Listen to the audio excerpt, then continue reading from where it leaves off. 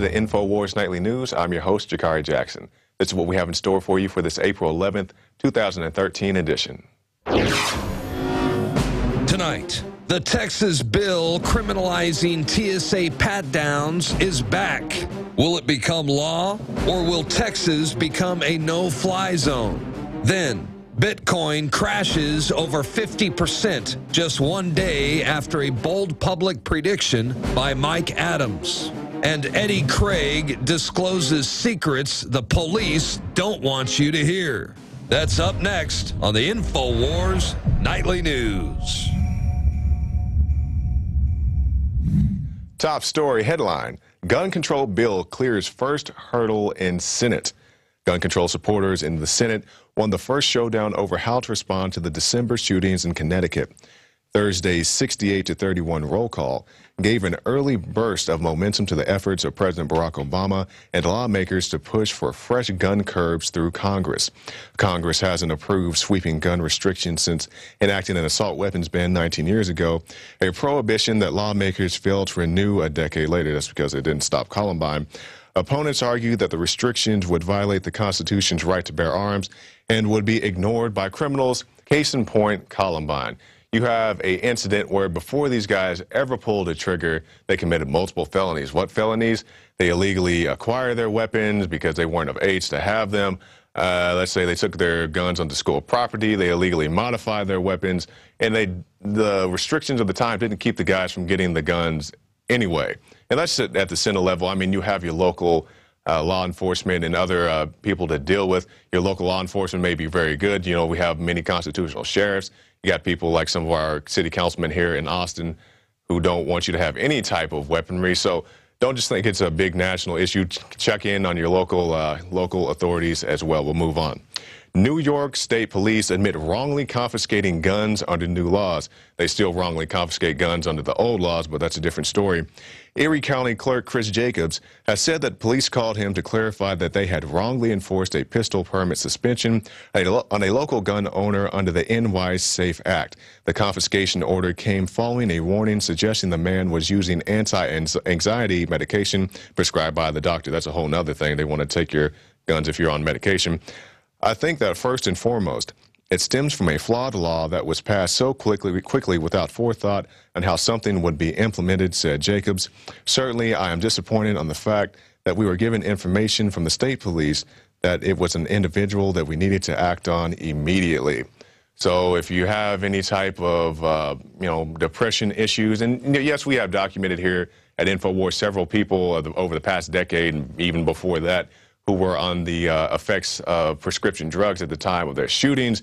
But if you were on some, mild depression medication 3 years ago, they're trying to take your guns for that. So it's more of what you're going to see. So stand up for your rights today and don't let this come to your state. Hopefully it's not already there. Highway Patrol gave feds Missouri weapon permit data. We don't give your data out to feds. We just keep it here in the logger. It's not going anywhere.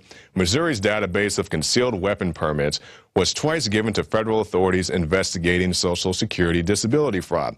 Social Security disability fraud. Social Security disability fraud. Not gun trafficking, not a violent crime, not a rape, not a murder. These guys weren't moving a whole bunch of coke. It was Social Security disability fraud.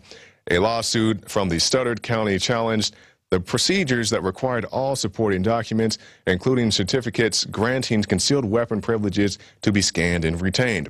In November 2011 and again in January, Replogle said an agent from the Social Security Administration Office Inspector General received disks with the data. Each time the agent was unable to read the encryption. That doesn't really matter. He still got the information. The data was turned over because the Office of Inspector General is a law enforcement agency. So any reason, doesn't have to be a violent crime, doesn't have to even be a gun crime. Social Security disability fraud, we need your information. And then they keep trying to spin you. We don't keep your information, and even if we do, we won't give it to anybody unless they ask. If they ask, we'll give them whatever they want.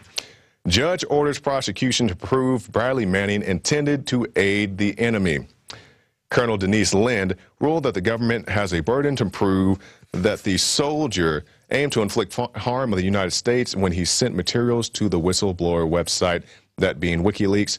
Although Manning admitted his role and pleaded guilty to a number of specifications presented by the military this year, Army prosecutors were not satisfied with the plea. Manning has been held in pretrial confinement since May 2010, when he was apprehended in Iraq on suspicion of providing WikiLeaks with a trove of government documents. Now, yes, he admits there was some wrongdoing on his part, maybe more than a little wrongdoing, but the WikiLeaks the documents they received, some of it was pretty damning information, other was pretty inconsequential. But what this article is showing us is that they want to come down hard on whistleblowers. I believe it was last year the ATF came out and said, hey, if you snitch on this Fast and Furious program, we're going to have some sanctions for you. And it's more the same with this guy. Yeah, he admits he did some wrongdoing, but they're trying to throw the book at him just because he's a whistleblower, giving information to an internet website. And speaking of internet websites, Leanne McAdoo, one of our new reporters, is doing a special report about Facebook and how Facebook wants even more of your personal data about your everyday life.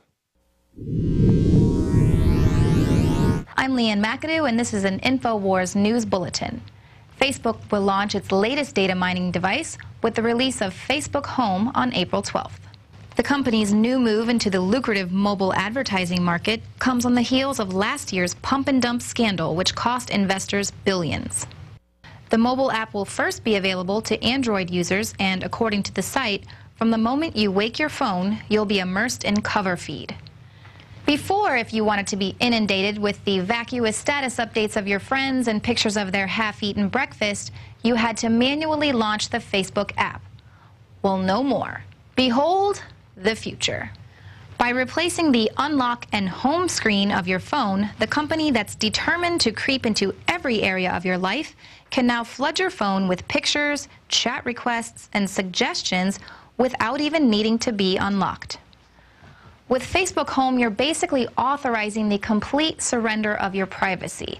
Much like its web-based counterpart that is no stranger to privacy encroachment, Home will collect information like your location, how you connect with friends, what sort of apps you interact with, and your internet searches, in order to personalize the advertising that will besiege your handheld device while it's awake.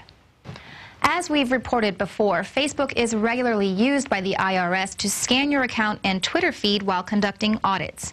Now, if you launch an app via Facebook Home, information about your purchases could be stored and subject to subpoena, much like all the other information Facebook collects on you. Law enforcement officials also scour social networks using facial recognition software and have arrested people like this 20-year-old for posting a picture of graffiti to her Facebook-owned Instagram account. Even something as innocent as liking a religious or political page or attending a rally is collected and can be used against you. Why then would anyone want to be smartphone shackled to a social network that's known for mining and collecting data and then providing that information to advertisers and other nefarious systems? Basically, the app signals Facebook's ideal to have you chronically connected to the Facebook interface so it can be the sole data house of citizen intelligence. Facebook CEO Mark Zuckerberg emphasized that Home is built around people, not apps, which means that users can spend more time interacting with their friends and families on their smartphones. Well, if by family he means keeping you perpetually connected to Big Brother, Big Sis, and DARPA, well, kudos to you, Zuckerberg. Maybe you were right about your Facebook users.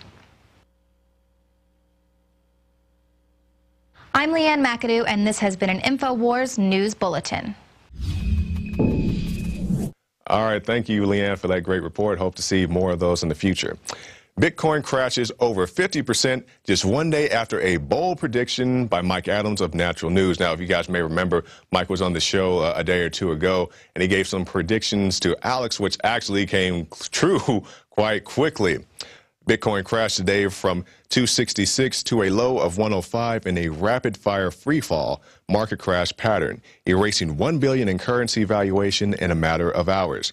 The real story is that the crash was almost certainly caused by a covert central bank stress test in the pliability of the Bitcoin market. And you can see the graph right there of the crash. Wednesday's wild ride came as someone gave away thousands of dollars worth of Bitcoins on Reddit.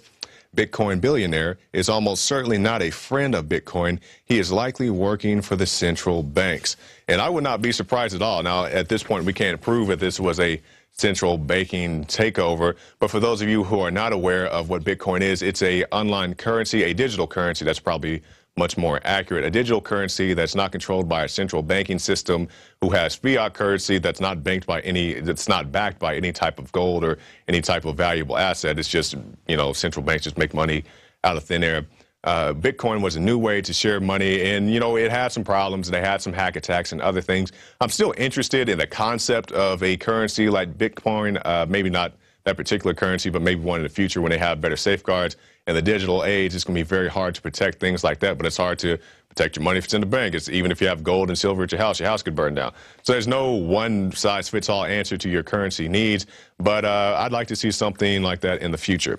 And we'll move on to our last report. Texas bill criminalizing airport pat-downs is back. That's back here in Texas, because you remember, it wasn't, I believe it was last year, we had the no-fly zone threatened here in the state of Texas because they said the skies will not be safe unless our genitals were photographed and or grabbed. The House State Affairs Committee heard testimony on a bill by Rep. David Simpson of Longview that would make intentionally touching travelers' private parts by security officials illegal without probable cause. The problem is this effort at securing is really treating travelers, innocent people, as criminal suspects and making them submit to unreasonable, very intrusive searches, Simpson said. And he added to security agents, they're violating people's most sacred areas with their bodies, their body cavity searches, and that's what they want to do. They want to train you to be a good little prisoner, teach little Johnny and little Susie while they're young. Hey, strange people who you don't know can touch on you at a public place if they're wearing a badge and they look official. So it's just a beta test, and I really hope we can get through it this time. People are a little skeptical about the no-fly situation, and I'm probably sure they will threaten that again, but call the bluff. I'm like, okay, they say you can't fly into Texas because, you know, grandma may have bin Laden in her underpants or whatever else. Let's move abruptly to our quote of the day. This one from Thomas Paine. He that would make his own liberty secure must guard even his enemy from oppression. For if he violates his duty, he establishes a precedent that will reach to himself. That from Thomas Paine. And stick around after the break. We'll be right back with Mr. Eddie Craig, a former Nacogdoches sheriff deputy. He's going to be breaking down all the things that the sheriffs and the police and corrupt politicians don't want you to know. I'm not saying all sheriffs and police are corrupt, but we've had some more than a few incidences right here in Texas. They checked the two ladies, their orifices back to front, front to back, using the same glove on both ladies. So it's stuff like that that you may want to know about. But in the meantime, if you like this broadcast, if you'd like to see more of it, check out prisonplanet.tv and get yourself a 15-day free trial. And stay tuned after this break. We'll be right back with Mr. Eddie Craig. Jakari Jackson here, and I want to talk to you for a second about water. You know about ProPure, our flagship water purification system, but check out some of our portable water filter products at InfoWarsStore.com. The clearly filtered water pitcher. Also, for those of you on the go, we have the Athlete Edition filtered water bottle and the RAD Eliminator Pro filtered sports bottle that removes radiation. And keep in mind, we have replacement filters for all of these products. The ever-popular grab-and-go bag favorite, the Life Straw, the Crystal Quest shower filter system, and the Aquapod kit, great for mass storage of water. And while you're at the InfoWars shop, pick up a copy of our latest book, 31 Days to Survival. You can find all this and more at the InfoWarsStore.com. And don't forget, it's your support that funds our operation. Sign up for our free newsletter at Infowars.com/newsletter. I'm Darren McBreen, and these are some of the new items that are available now at InfoWarsShop.com. Alert the public to Obama's blatant abuse of power with the new Obama t-shirt. Obama's Joker face on the front and come and take it on the back. It's time to publicly call him out for what he is, a tyrant. Defend the Second Amendment with our top seller Come and Take It t-shirts. And look at that, women's cut tank tops and t-shirts now available. Nice hat. Plus the Don't Tread on Me flag. And now you can become a micro distributor of the InfoWars magazine. Plus, get your own copy delivered right to your door each and every month. And if you're tired like I am of you and your family being exposed to polluted drinking water, get the Pro One high-performance water filter. It gets rid of all pathogenic bacteria, cyst, fluoride, heavy metals, and numerous other contaminants. So join the revolution at InfoWarsShop.com.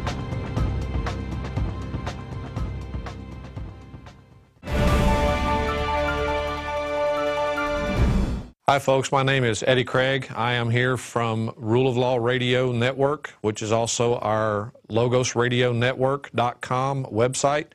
I am also going to be soon launching my own site called DowofLaw.com, which we will have some information for you to look at here momentarily. I would like to take this opportunity to thank Alex for allowing me to come back on the show and present this information to you folks. Now, what I'm going to talk about today for the most part are your rights, especially when it comes to things like public service and servant encounters involving traffic stops, sidewalk stops, public building stops, so on and so forth. It would surprise you to a great degree just how much the American people are no longer in touch with what their basic, common, unalienable rights actually are. We've been indoctrinated into surrendering them to the state and to those that we judge to be in authority over us for far too long. It's probably one of the biggest reasons for government-controlled schools is simply because this indoctrination process has to be done slowly, because what they're telling us about what we have as far as rights are concerned and how they actually treat us in regard to those rights are very much in contrast and in contradiction to each other. But by doing it slowly over time the way they're doing it, most people have gotten to the point where they don't even notice any longer that they have been deprived of those rights until it's far too late. Now, one of my pet peeves is when I hear folks talk about their constitutional rights or their civil rights. You need to understand that there is no such thing. When it comes to the American people, a constitutional right doesn't exist. Our rights are unalienable, inherent at birth. They're given to us by our Creator. They're not given to us by the Constitution. In fact, the Constitution sets no limits, creates no authority, and presents no power to the people. We created that document to serve us, not the other way around. So we don't have constitutional rights. We have inherent rights. There's a big difference. A constitutional right, by definition, when you give it that context, would be the rights and powers and authorities that we grant to government. The Constitution was created to limit their power and authority, not ours. And when they refuse to operate within the boundaries of that authority, that's where you and I have the inherent right to take them to task and hold them accountable for what they do. Now, given that, the courts today have pretty much decided that any ruling they make will favor government over the people the majority of the time. And that also is something that we haven't taken enough time and opportunity to be active in preventing. When we allow the courts to overrule the Constitution in favor of government, then the Constitution itself becomes worthless, because now we're being ruled by judicial opinion, not by law and not by constitutional limitations of governmental authority. So we need to understand the contrast and difference in that. Now, along those lines, when Dow of Law launches, what we're going to have is we're going to have a lot of useful tools for the patriot community. The whole purpose of this is to organize us instead of letting everyone go after a pet peeve or project the way it's being done right now. Everybody has their own little pet peeve. You have the Trans-Texas Corridor, you have driver's licensing, you have registration, you have gun registration, and everybody has their own little pet peeve and area that they want to get to, which in and of itself is not bad, don't get me wrong. But the problem is we're going after symptoms. We're trying to cure the disease by tackling the individual symptoms. And that's just never going to work. It doesn't work in medicine. It's not going to work in law. So what we have to do is start going to the source, the people that we have put in place as lawmakers. When we get rid of a bad lawmaker, we cure a dozen of these symptoms right off the bat.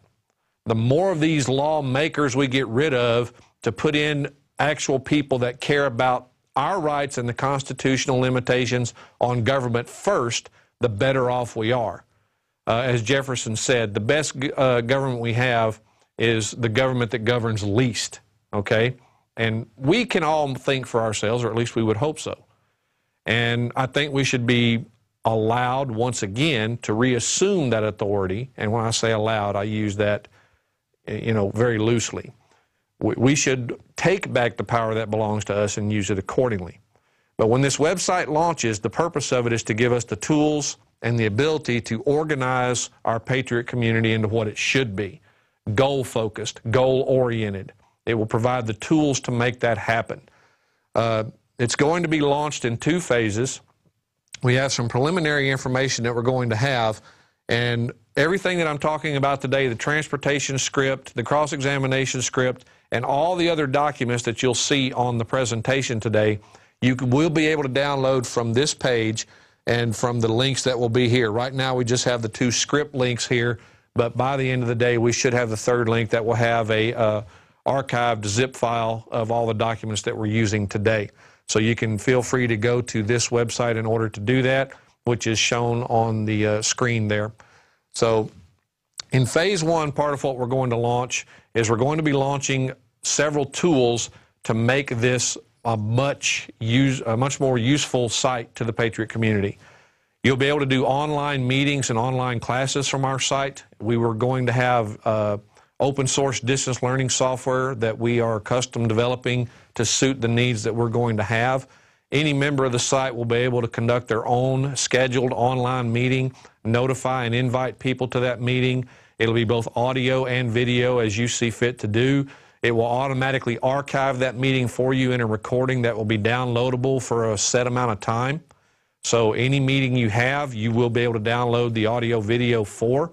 It gives you whiteboarding capabilities built into the software so you can actually share information from your computer screen with the folks that are attending your meeting. We will be moving our law classes at Brave New Books to an online resource as well. Not only will we be giving them live at Brave New Books, but we will also be presenting them online live. So you'll be able to join in and participate from anywhere in the world as long as you've got an active internet connection. And again, just like the online meetings, it will be audio video. We'll have someone that's sitting there monitoring the session, asking me whatever questions you want to send in, and we'll be happy to answer them while the class is progressing. That being said, once we get that launched, that will be part of the main tools that we'll have, the online meetings, the online classes.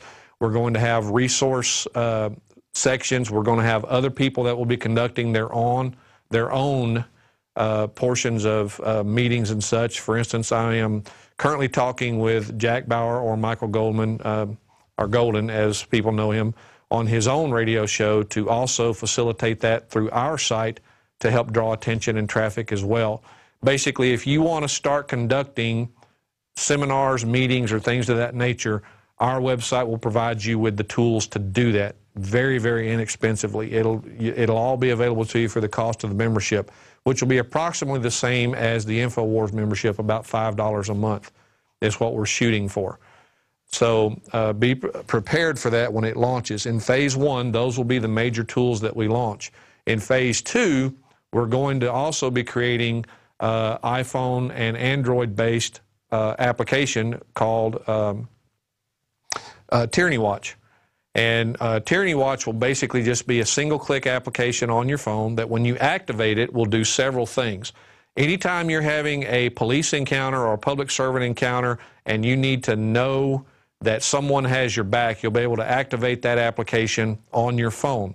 It will automatically turn on your camera and your audio and start recording the session.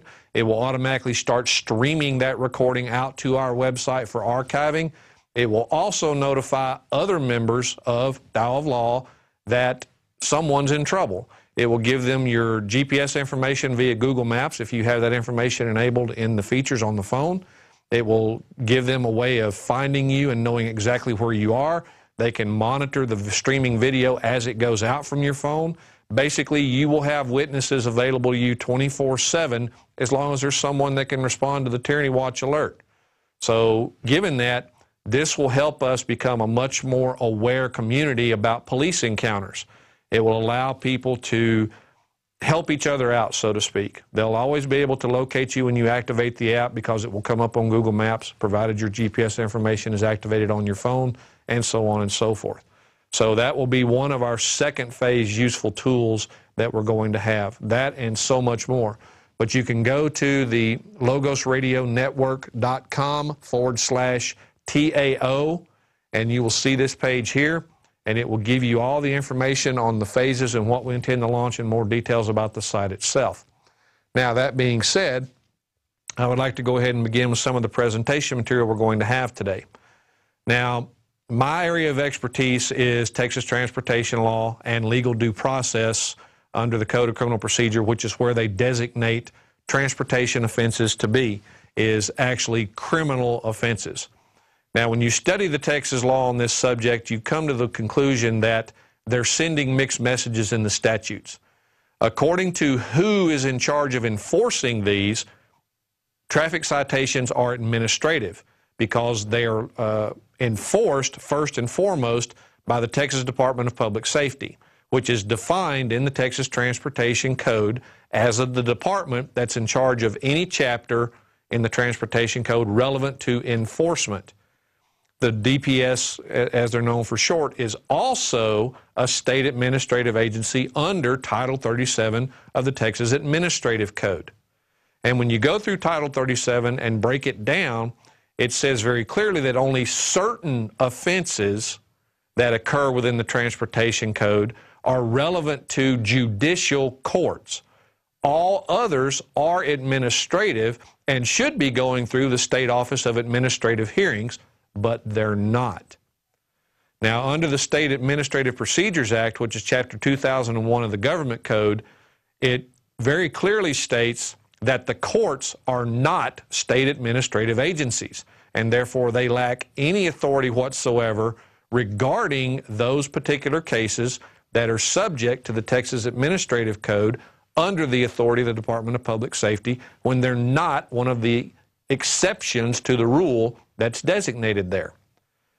While those exceptions can be charged and prosecuted in a criminal fashion, the remainder of them are administrative in nature. And that is the majority of the alleged offenses that most people in Texas run afoul of if they're capable of running afoul of it. Now, part of what we're going to learn here is what transportation is and what transportation isn't.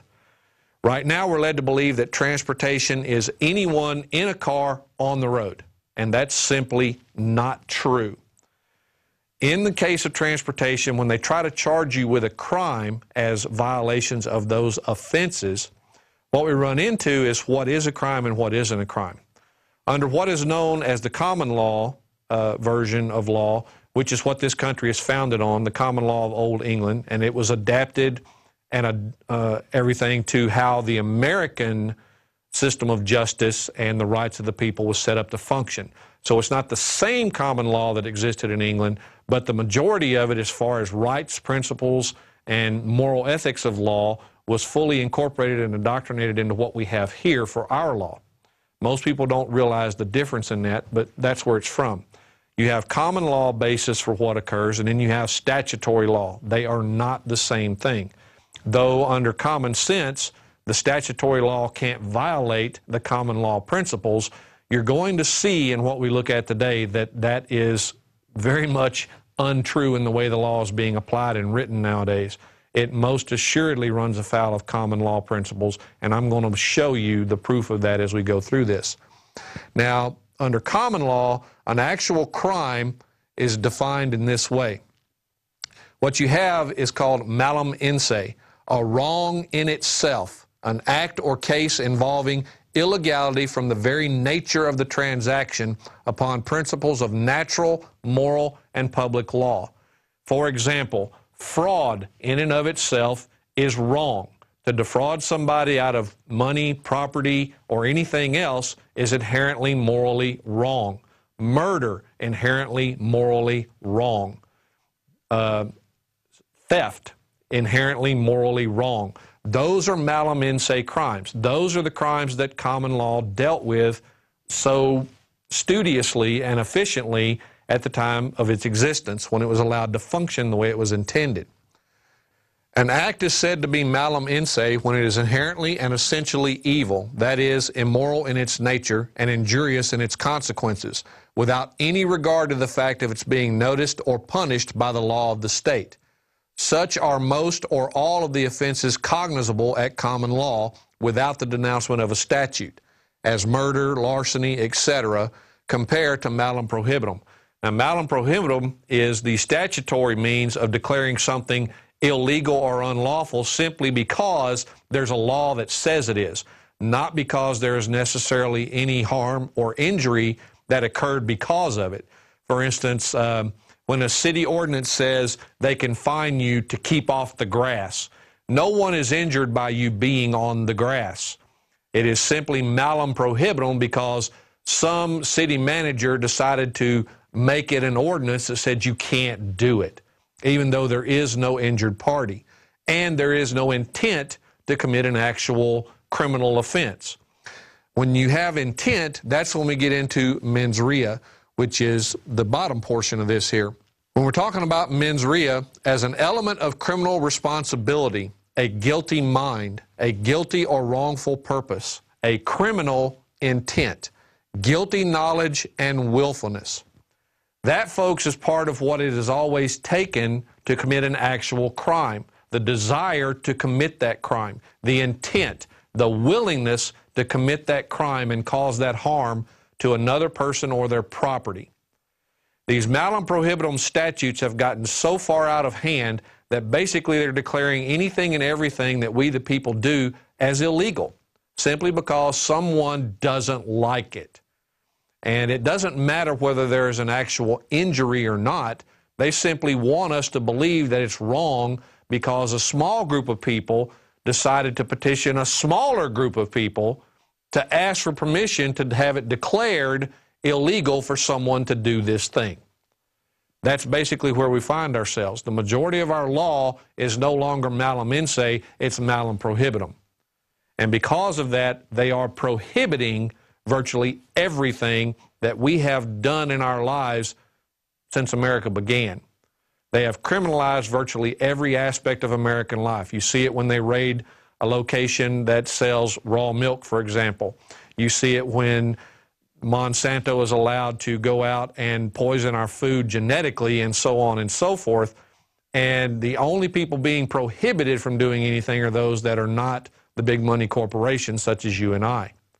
Basically, we are now under the thumb of corporate welfare in more ways than one, whether it be actual for-profit corporations or it be the state operating as a for-profit corporation in its own self. So, that being said, we need to understand what an actual crime is versus what a malum prohibitum alleged crime is. This is what brings us into the areas of transportation, which is one of my main areas of expertise. Now, when we get to transportation, we're going to get to some definitions when we go through this.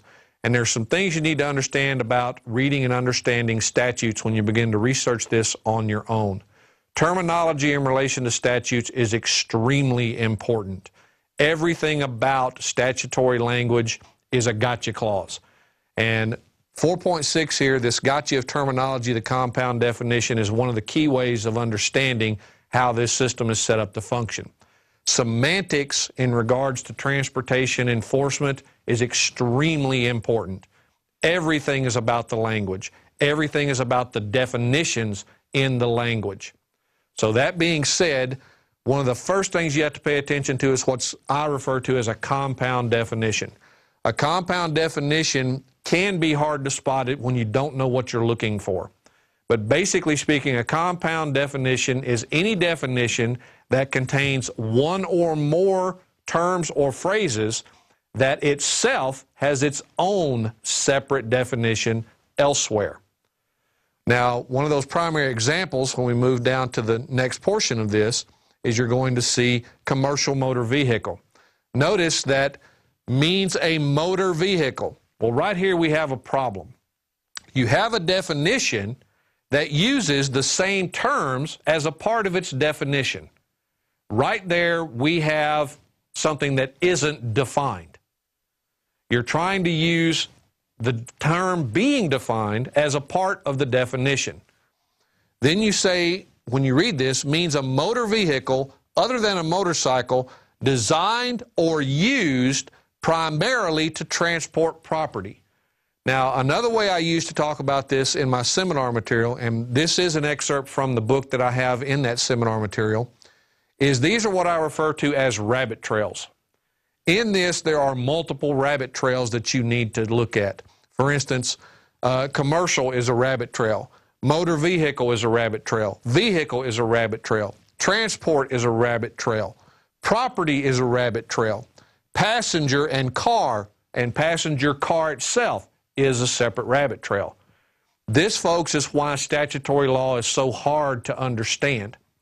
And one of the things you'll notice most is that when you see a word or phrase in a statute, the worst mistake you can make is to believe you understand that statute.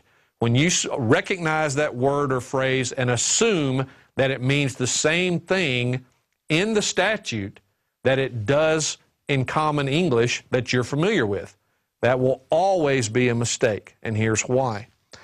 If they created a definition for it in the statute, then it is an absolute 100% guarantee that term or phrase is being used in a manner other than the normal.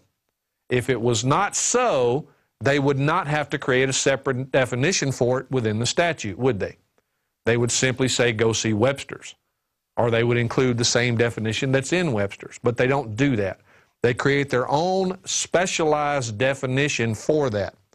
Now notice, when you look at light truck, it says means a commercial motor vehicle that has a manufacturer's rated carrying capacity of 1 ton or less. So right here, light truck contains a separate definition. So light truck right off the bat is a compound definition because it contains another defined term from right up here. So when we go down a little bit further and we look at some more of these definitions, you can see here we have motor vehicle, which is a separate definition from commercial motor vehicle, which we just saw.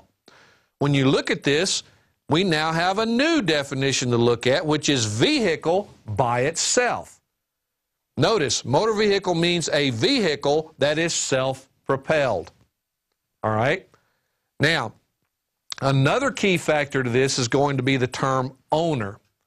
When you go look in law and you read some of the things that we have here, owner means a person who, A, holds the legal title of a vehicle. So again, rabbit trails, legal title and vehicle. B, has the legal right of possession of a vehicle. There's 3, legal right, possession, and vehicle. And C, has the legal right of control of a vehicle. Again, 3, legal right, control, and vehicle. All of these are rabbit trails that you must find out how these terms are defined in this statute, if it is defined. Now, there is a hierarchy to determining what the definition of any term or phrase in law is. First and foremost, you use the legal dictionary. The legal dictionary, or the statute, I'm sorry. You use the statute first. If the definition exists in statute, that definition is controlling. Now, after that, if the statute does not define any particular definition for a term or phrase, then you go to the legal dictionary and the case law. Most of the time, the definition you will find in a legal dictionary is based and set on case law. And in Black's, up until the 6th edition became the 7th, they always listed the case law with the definition that defined it and created that definition as it's being used. So it was very useful in that regard. However, that tends to show you where to go and research the terms, and from version 7 forward, they're not listing the case law in Black's Law anymore. Now they're just listing the definition and letting it go at that. They're not telling you how that definition came into existence. When we get to some of those definitions from Black's Law, I want to show you exactly how and why they started doing that. Now, after owner, you see passenger car. Again, means a motor vehicle. So a passenger car is a motor vehicle. Other than a motorcycle, a golf cart, or a light truck, which is a definition we also saw, or a bus, designed or used primarily for the transportation of persons. Now, transportation here is underlined because, once again, that is an extremely important rabbit trail, and here's why. Transportation is one of those terms that is not defined in any Texas code whatsoever. It's not in any statute. It's not defined anywhere. So now we have to go to the hierarchy to find out where we have to look. Since it's not in the statute, the next place we have to look is actually going to be the legal definition found in a legal dictionary and the case law that goes with it. So when we look that up, it's going to surprise you. But we'll get to those definitions also shortly when we start looking through the Black's Law. So if we go to the next shot, now we finally get to the term vehicle.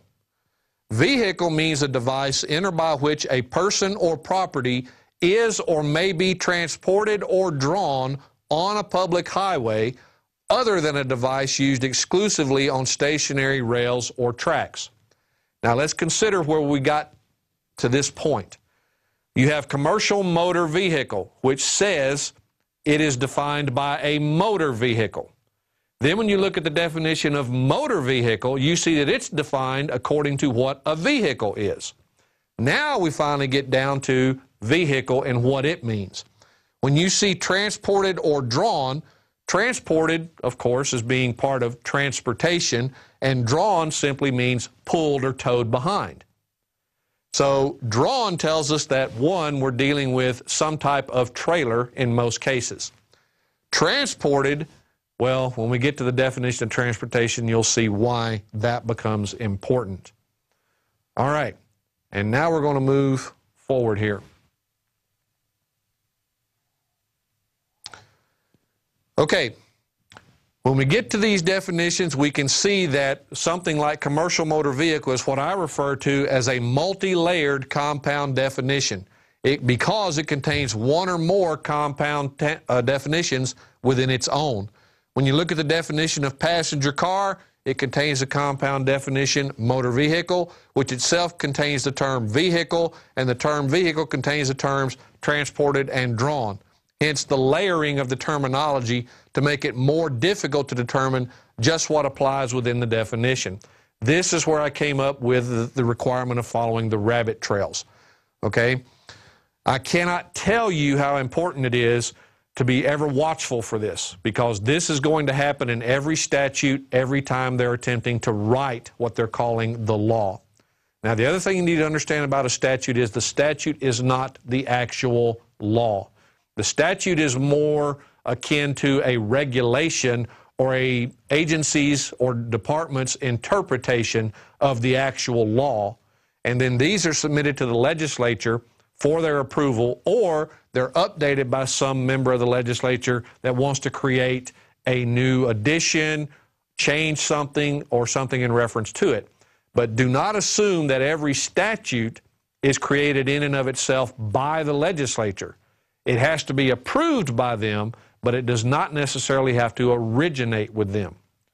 Now, the difference here between a statute and the actual law, the law is the actual bill that was submitted by one of the houses of the legislature in your particular republic, ours being Texas, of course, and then it gets voted on and passed through, and it does not actually become a law until the governor signs it, or it's passed because the governor didn't sign it within a certain amount of time. But once it's passed, it becomes the law. The statute is supposed to interpret that law in a manner that makes it generally acceptable, usable, as long as it does not alter the specific subject matter and intent of the law upon which it's based. Well, believe me, folks, they've done that in many, many ways in many, many of the republics. The statutes no longer follow the language or the intent of the actual law. For instance, the Transportation Code in Texas was recodified in its entirety in 1995. Now, the Texas Constitution in Article 3, Sections 29 through 35 says how the legislature must create law, where their authority to create law comes from, and it limits them to be the only people that have the authority to create any actual law that is binding upon the people of our republic. Given that, what they've done is, when they recodified, our Constitution here in Texas says that they cannot change the subject matter or the intent and purpose of any statute by amendment. They have to repeal the act if they're going to encompass anything new. They have to repeal it in its entirety and resubmit it in its entirety with the new changes. Folks, they did not do that. In 1995, they simply renumbered and recodified the old references from Vernon's annotated statutes into what we see as the Transportation Code. They've also done that to the majority of the other codes here in Texas and virtually every other state of the union. Now, given that, we can see right off the bat when we get into this that what the law can do and what they've tried to make it do definitely do not agree with each other. All right, when you're reading statute, keep in mind terminology is important. And again, this is just to show you what I was saying a moment ago. Never assume you know the meaning of the words or phrases just because you recognize them. The way they're being used in law and the way that they apply in law will be different if they've been defined by that so-called law. When a statute refers to a word or phrase having a common usage, they almost always mean common usage in law. The rule of statutory interpretation, according to the courts, is that any term or phrase will always be interpreted in line with its common usage. What they fail to tell you when they make up these types of rules for interpretation is that they have to follow that same hierarchy of defining that term.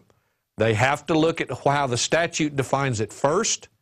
If the statute fails to define it, then they have to go to any case law and legal dictionary definitions for defining it. And if that doesn't exist, then and only then can they go to the Common English Dictionary. This is the way it's always worked when it comes to law, but we're being misled into thinking that when they say common usage, that they simply mean Webster's or American Heritage, and that's simply not true. It's common usage in law. So we have to start looking for the references that are used by those in the legal community first. And that always starts with the statute itself. Now, these are some of the definitions relevant to transportation, and you'll see why momentarily. First off, we have to deal with carrier. What is a carrier?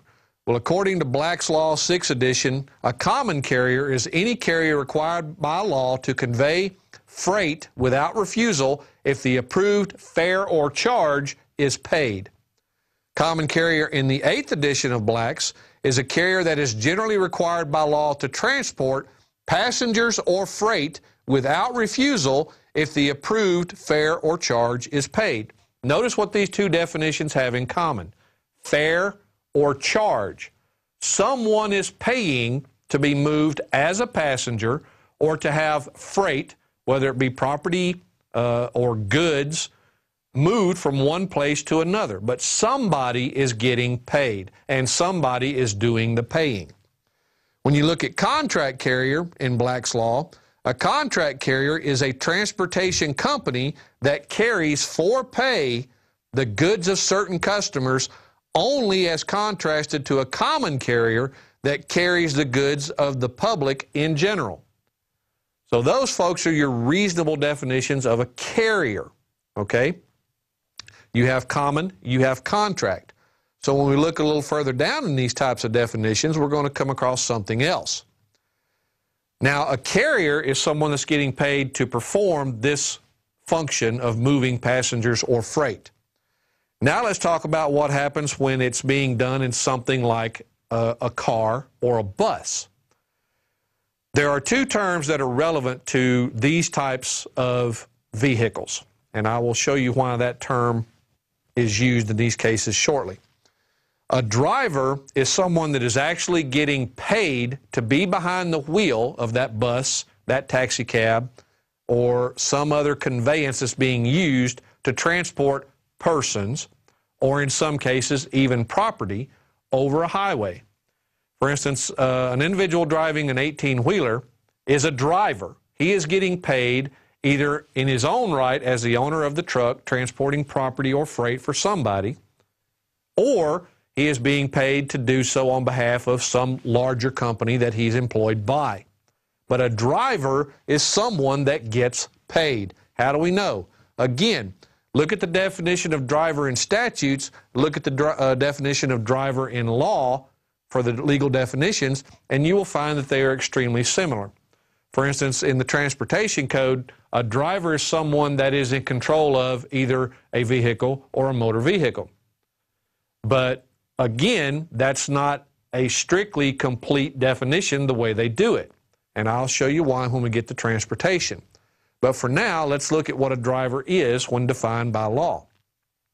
A driver, according to Black's Third, is one employed in conducting or operating a coach, carriage, wagon, or other vehicle with horses, mules, or other animals, or a bicycle, tricycle, or motor car, though not a street railroad car. Now notice, this is a fairly old definition. It's still talking about horses, mules, and other animals being used for transportation. Then we go forward to Black's Fourth, which is about anywhere from 7 to 10 years apart. One employed in conducting or operating a coach, carriage, wagon, or other vehicle with horses, mules, or animals, or a bicycle, tricycle, or motor car, though not a street railroad car.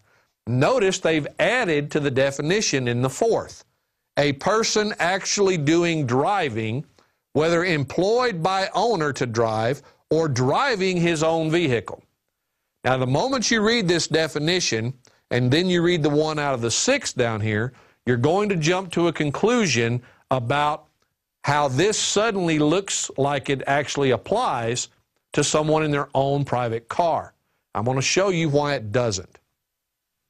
All right, driver in Black 6 is a person actually doing driving, whether employed by owner to drive or driving his own vehicle. When you look at this, notice that the first part of the definition from the original definitions is now completely wiped out. Any reference to the commercial nature of the definition has been removed. We need to start asking ourselves how and why. Well, I'm going to show you. It was to hide the true nature of this definition from the general public, so that you would make the false assumption that this definition somehow applied to you. You'll notice that it references a person actually doing driving, okay? Notice it also still says whether employed by the owner of whatever conveyance they're using. In this case, it will generally be some type of vehicle, a truck, a taxi cab, so on and so forth, or driving his own vehicle. The term vehicle here is what's going to hinge on everything that we're talking about, along with the term driving, okay? Can you own your own taxi cab? Can you be the operator of that taxi service and the driver of that taxi when it's in use? Absolutely. In that case, you have to have two licenses, one to operate the taxi franchise, and then you also have to have a driver's license to actually drive or operate the car on the road. So you actually have to have two permits in that case when it's your own vehicle.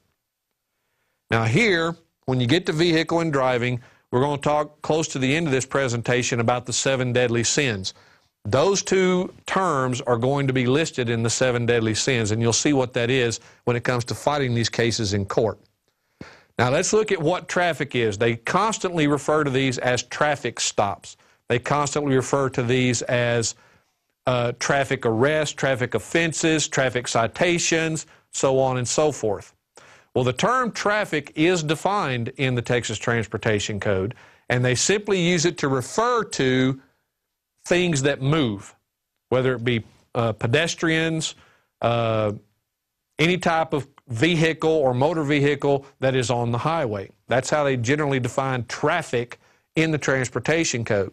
But let's look at what the legal definition for it has been set to for many, many, many years.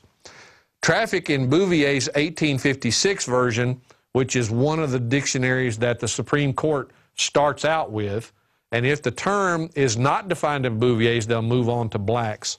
But generally speaking, they will go to Bouvier's first. Traffic in Bouvier's 1856 was commonly known as commerce, trade, sale or exchange of merchandise, bills, money, and the like. Now, what does that tell us? It tells us that traffic is commercial. It tells us that it's commerce. It has to do with the movements of any type of commodity or passenger that is in exchange for some sort of compensation. That being said, let's look at traffic in Black's third. Commerce, trade, sale or exchange of merchandise, bills, money, and the like. The passing of goods or commodities from one person to another for an equivalent in goods or money. Traffic includes the ordinary uses of the streets and highways by travelers. Now notice the term travelers. Why would a traveler be considered something different than an operator or a driver? Well, the reason for it is the commercial nature of the terminology in reference to what they're doing. A traveler is not someone getting paid. They're simply moving from here to there of their own volition in their own property, their car. Whereas a driver is someone, or an operator is someone, that is actually conducting business of some type. They drive their car and get paid for it. They operate the business and employ drivers or act as drivers because they're getting paid for it. That's part of the big difference. Okay, let's move down. Now, this is where things come to a head. When we start dealing with the actual term transportation itself, when you get to transportation, transporting, transported, anything of that nature, you're dealing with transportation. Transportation in Black's fourth is defined as the removal of goods or persons from one place to another by a carrier. Remember, we saw carrier at the beginning of this. Carrier is someone that is conducting a business and getting paid for it. Therefore, if someone is doing the removal of goods or persons from one place to another by a carrier, then that is someone conducting business. When you look at the definition in Black's sixth, the movement of goods or persons from one place to another by a carrier. And under 49 U.S.C. section 5102 subsection 12, transports or transportation means the movement of property and loading, unloading, or storage incidental to the movement. Now, there are other definitions of transportation and motor vehicle within Title 49 that are relevant to this, but we don't need to go into those. When you get to studying your particular republic's transportation or motor vehicle code, or your administrative code, you're liable to find that those codes make references to Title 49 of the United States Code. The reason for that is that almost every motor vehicle code and transportation code is based upon the federal law. The federal law itself is specifically directed at commerce. It's the only thing the federal government can regulate in that realm is commerce. Well, folks, I'm here to tell you the same thing is true for your state government. They cannot regulate your private activity. They can only regulate the commercial activity that has an opportunity or ability to affect the general public. This is what is known as a regulable activity. A regulable activity is any activity where one must have a license or a permit or some sort of governmental permission to engage in that activity. And almost always that activity has the potential to affect the public health and welfare. That is where the government gets the power to regulate it, is to safeguard the public from the consequences of people engaging in that regulable activity. Let's take an example here. Let's say that you have your own truck and your own trailer, standard 18-wheeler, and you use it to move goods and property for people for money. You're using the roads as a place of business. But at the same time, since you're an independent, all the money to maintain that equipment comes out of your pocket. So anytime your expenses outweigh your profits, you're losing money. So in order to generate a profit at some point, you may decide that it's simply easier to forego certain maintenance procedures or to prolong the time between them in order to lessen the expense of maintaining that equipment. Now, let's say that you get this large contract where you're taking a huge amount of cargo, which is basically in excess of what your equipment is actually rated to carry in and of itself without special permits. But let's also say, for instance, that because your profits have been relatively low as of late, you've decided that you would forego your maintenance on this equipment for the past year and a half. You haven't kept up the tire pressure, you haven't done any maintenance on the engine, you haven't checked any of the framework, the air brakes, none of the standard equipment that needs to be kept in safe working condition so that this piece of equipment operates in a manner that makes it safe. Now you go out on the road with dysfunctional air brakes, carrying an excess amount of weight. What chance do you have when you reach 70 miles an hour of actually stopping that 85,000-pound missile that's barreling down the highway with all these other cars? Does that give you the ability to directly affect the public health and welfare? Of course it does.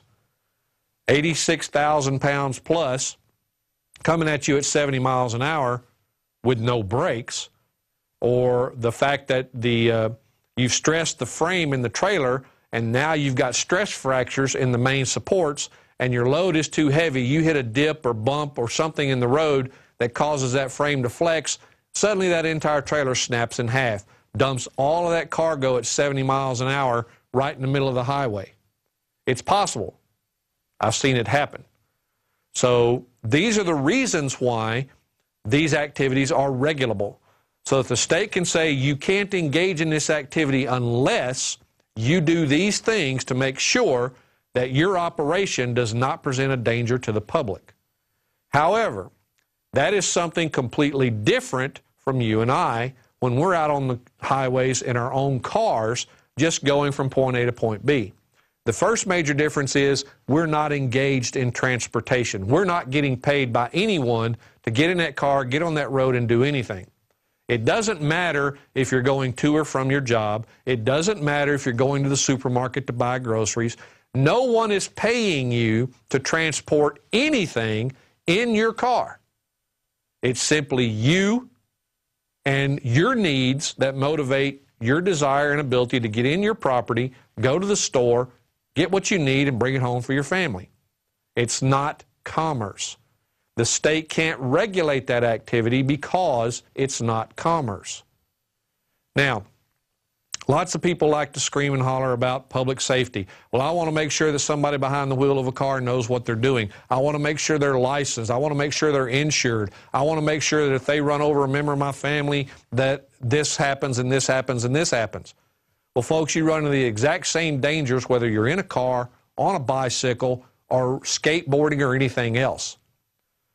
The courts have said many years ago that cars themselves are not inherently dangerous. It's the people behind the wheel, just like the person pulling the trigger on a gun, that makes that device or that instrument lethal or dangerous. It's not the instrument itself that does that. Same thing the court said when they said speed limits are really inapplicable because of how they operate. They're arbitrary in nature. A car can kill just as easily at 1 mile an hour as it can at 70, and this is true. It all just depends upon how it's being used and the intent for which it's being used. And use is one of those things that is very important when it comes to the idea of transportation. You have to be using it with the intent of engaging in transportation before it applies. So that being said, real briefly, I just want to show you that there is tons of case law on this subject. Again, this is an excerpt out of the Chapter 2.2 of my book on the Texas Transportation Code, and it is full of case law. Since the very invention of the automobile to current, there's been case after case after case at state and federal level that specifically says that there's a distinct difference between commercial use of the roads and the right of the people to use the road for non-commercial purposes. One is a privilege, the commercial. The other is a right. It is a right of liberty. The courts ruled a long time ago that we have the right to move from place to place. Even the federal Constitution is recognized as having given us the ability to go from state to state, however we wish, anytime we wish, without government interference. Okay, let's move to the next. Now, in one of these cases, Williams versus Fears, the United States Supreme Court ruled the following. Undoubtedly, the right of locomotion, the right to remove from one place to another according to inclination, is an attribute of personal liberty, and the right, ordinarily, of free transit from or through the territory of any state is a right secured by the 14th Amendment and by other provisions of the Constitution. Now, Vernon's civil statutes of the state of Texas used to have this in it. Generally, public road is road used by public as a matter of right. Doesn't say privilege, it says right. There is a distinct difference between a privilege and a right. A privilege is something someone granted to you, and that same someone can take it away just as easily as they granted it. That's really all a license or permit is a grant of authority to do something that would be otherwise illegal without that license. That right there is the signal that the people can't be licensed because we're exercising a right to do something, which is to use our personal property, our car, upon our road, which we own. The state does not own your roads, folks. You appointed the state as their caretaker. They are to keep them in good working order for us, the people, so that we may use them for our private business and pleasure. That's what they're for. They're not for the conducting of business. They're for the general public to use for our own private convenience and pleasure, period. That's why they can license the privilege, because someone is using what belongs to everyone to generate private profit for themselves. Trucking companies, private haulers, taxi cabs, they use our roads as a place of business to generate gain.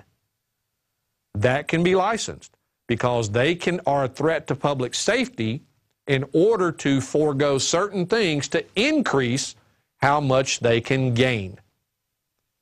And we did that with the example on the truck. Now, when we go down to the next case, we can see that we have Texas case law on this subject as well. The streets of the cities of this country belong to the public. Primarily, every member of the public has a natural right to the free use of such streets in the normal pursuit of his private or personal business or pleasure. The right of the public at large to the free use of the streets is paramount to the natural right of the individual. The power of the city in exercising such control is limited only by the Constitution and the general laws of the state. But neither the legislature nor the city commissioners has the power to take away or unreasonably abridge the natural rights of the citizen to the use of the streets in the manner and for the purpose we have set forth above. City of San Antonio versus Fetzer. Right here in Texas, we have case law that says exactly what I'm talking about. Both the transient public and the owners of abutting property have the right to the free passage of vehicles on the public highways. Now, the use of the highway for the purpose of travel and transportation is not a mere privilege, but a common and fundamental right of which the public and individuals cannot rightfully be deprived. This is always talking about the rights of the people to use the road. Now, one of the problems with these case opinions, however, is the following. It still uses the 7 deadly sins to define the activity that these cases are the subject of. The operation of vehicles, driving of vehicles, and so on and so forth. The problem is vehicle in and of itself is defined as something specific to transportation. And as we saw early on in the definition of transportation, that's a commercial activity. Everything about the transportation code is commercial. You can't find anything in it that makes it anything other than commercial. Though it doesn't spell it out in plain, clear language that it's commercial only, the fact that it's a transportation code tells us what its subject matter limitation is: transportation. And like I said, that term is not defined in any Texas code anywhere. Why do you think that is? Because if that definition was given out and people were wise to what it actually applies to, then the state cannot do what it's doing by stealing money through illegal revenue generation on traffic citations, forcing everyone to register a car or get a license or get insurance or to get inspections. If they're not engaged in the regulable activity of transportation, the state would lose billions of dollars of this revenue it's generating by creating the appearance that this statute and these definitions and terms apply to everyone. They don't. It is one great big lie. That's the reason the title of my book, where these excerpts are taken, is called The Texas Transportation Code, The Law versus the Lie. And believe me, folks, it's a lie. All right, again, this is the case that we read at the bottom. The reference there is Thompson versus Smith. This case also makes it very clear that it is the right of the citizen to travel upon the public highways. Now, when you read case law opinions, you're going to find out that they use a lot of terms that a lot of people in the patriot community disagree with, such as citizen and so on and so forth. A lot of this I don't care for in one particular way or the other. My goal is to take their own law and beat them black and blue with it at every single opportunity. And as we get into dealing with this issue of transportation when it comes to a traffic ticket, the traffic stop itself and your rights there that are being negated at every turn, and then taking the issue to court, you're going to see exactly how this works. Now, I'm going to tell you the two major moneymakers for the state, at least the state of Texas, is financial responsibility tickets and speeding tickets. Those are their two favorite things to go after the general public for. They will use these to generate revenue by the billions of dollars every single year. Just in the city of Austin, Texas in 2010, the Austin Police Department issued over 304,000 traffic citations. That doesn't include the Sheriff's Department. That doesn't include the Department of Public Safety. That's simply the city of Austin all by itself. The city of Austin generated over $64 million in revenue on those citations in 2010. 50% of that revenue goes to the state of Texas. If you think they're not making money on this, think again. Now look at all the major metropolitan areas in Texas that do this. And by the way, Austin is one of the top three, if not the foremost, of the traffic ticket capitals here in Texas. They issue more, they collect more fines and money, the whole 9 yards. You have Houston, Dallas, Fort Worth, and so many others that will also top millions of dollars. But when you look at every single thing involved in transportation that the state uses to steal money out of the pockets of the general public, they generate more than $9 billion per year in revenue through illegal fines and fees to the general public here in Texas. Doesn't matter whether you're passing through, you actually have to live here. They're stealing from you, folks, hand over fist. And the problem with that is most of you are ignorant of it, most of you don't know it's being done, and most of you give it away willingly rather than fight for the rights you have. Now, I'm going to take these two particular types of citations real quick, and I'm going to show you exactly part of the problem. The first one we're going to begin with is the financial responsibility statute itself. Now, Chapter 601 of the Texas Transportation Code is where you're going to find what they call the Driver Safety Responsibility Program. In that, they have all the requirements for how someone must be protected financially when it comes to the operation or driving of a motor vehicle or vehicle. In Section 601.053, Evidence of Financial Responsibility, I'm going to read you subsection A here, and then I'm just going to let you look at the 7 things that follow. The 7 things that follow are the types of financial responsibility that the state of Texas recognizes. And when we get to the bottom of this, you'll see why this statute creates an immediate problem for the right of due process. So let's look at subsection A. As a condition of operating in this state, a motor vehicle to which section 601.051 applies, the operator of the vehicle, on request, shall provide to a peace officer, as defined by Article 2.12 Code of Criminal Procedure, or a person involved in an accident with the operator, evidence of financial responsibility by exhibiting one of these 7 things that will be listed. We got motor vehicle liability insurance policy, standard proof of motor vehicle liability insurance form, insurance binder, surety bond certificate, certificate of a deposit with the comptroller, certificate or a copy of a certificate of deposit with the appropriate county judge, certificate of self-insurance covering the vehicle, etc., etc. But let's look at subsection B.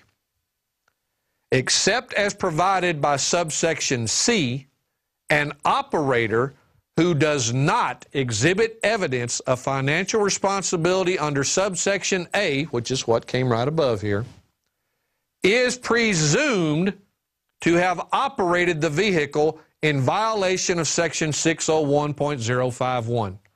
Right here we have an immediate due process problem. You have a statute that officially declares the operator guilty by default.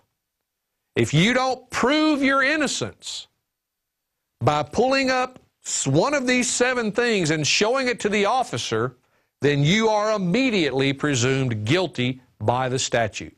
So you have 2 very serious due process issues. This statute reverses the burden of proof. The state no longer has to prove you didn't have one of these things for financial responsibility.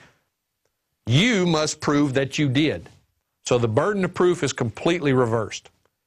Second thing it does is it presumes guilt over innocence, which it is absolutely forbidden to do. The third problem with this comes out to be that it is actually unlawful under the mandate of bills of attainder and bills of pains and penalties, which are outlawed by every constitution we have in every republic. Bills of pains and penalties and bills of attainder are forbidden. And I'll show you what the definition of that is when we get that far down. But right now, these 2 primary due process issues are at stake here. Reversal of the burden of proof and the declaration of guilt over innocence by the statute and legislative mandate of this statute. That creates an immediate problem. Now, when we go a little further, we get into the deal of speeding. Now again, we're going to be looking at the specific statutes that relate to this. First and foremost, whenever something occurs that the public has to have knowledge of before they can be charged with an offense under it, there has to be something that tells them what their duty is. Well, according to statute, presumably, the duty of every person to travel a particular speed on the highway is set by the speed signs that are posted at intervals along the highway. Well, there's a problem. In Texas law, there is only one section that specifically identifies what the purpose of a speed sign is. And again, it's not to regulate the general public. It is to regulate those engaged in the regulable activity of transportation for commercial purposes. What proof do I have of this argument? The statute.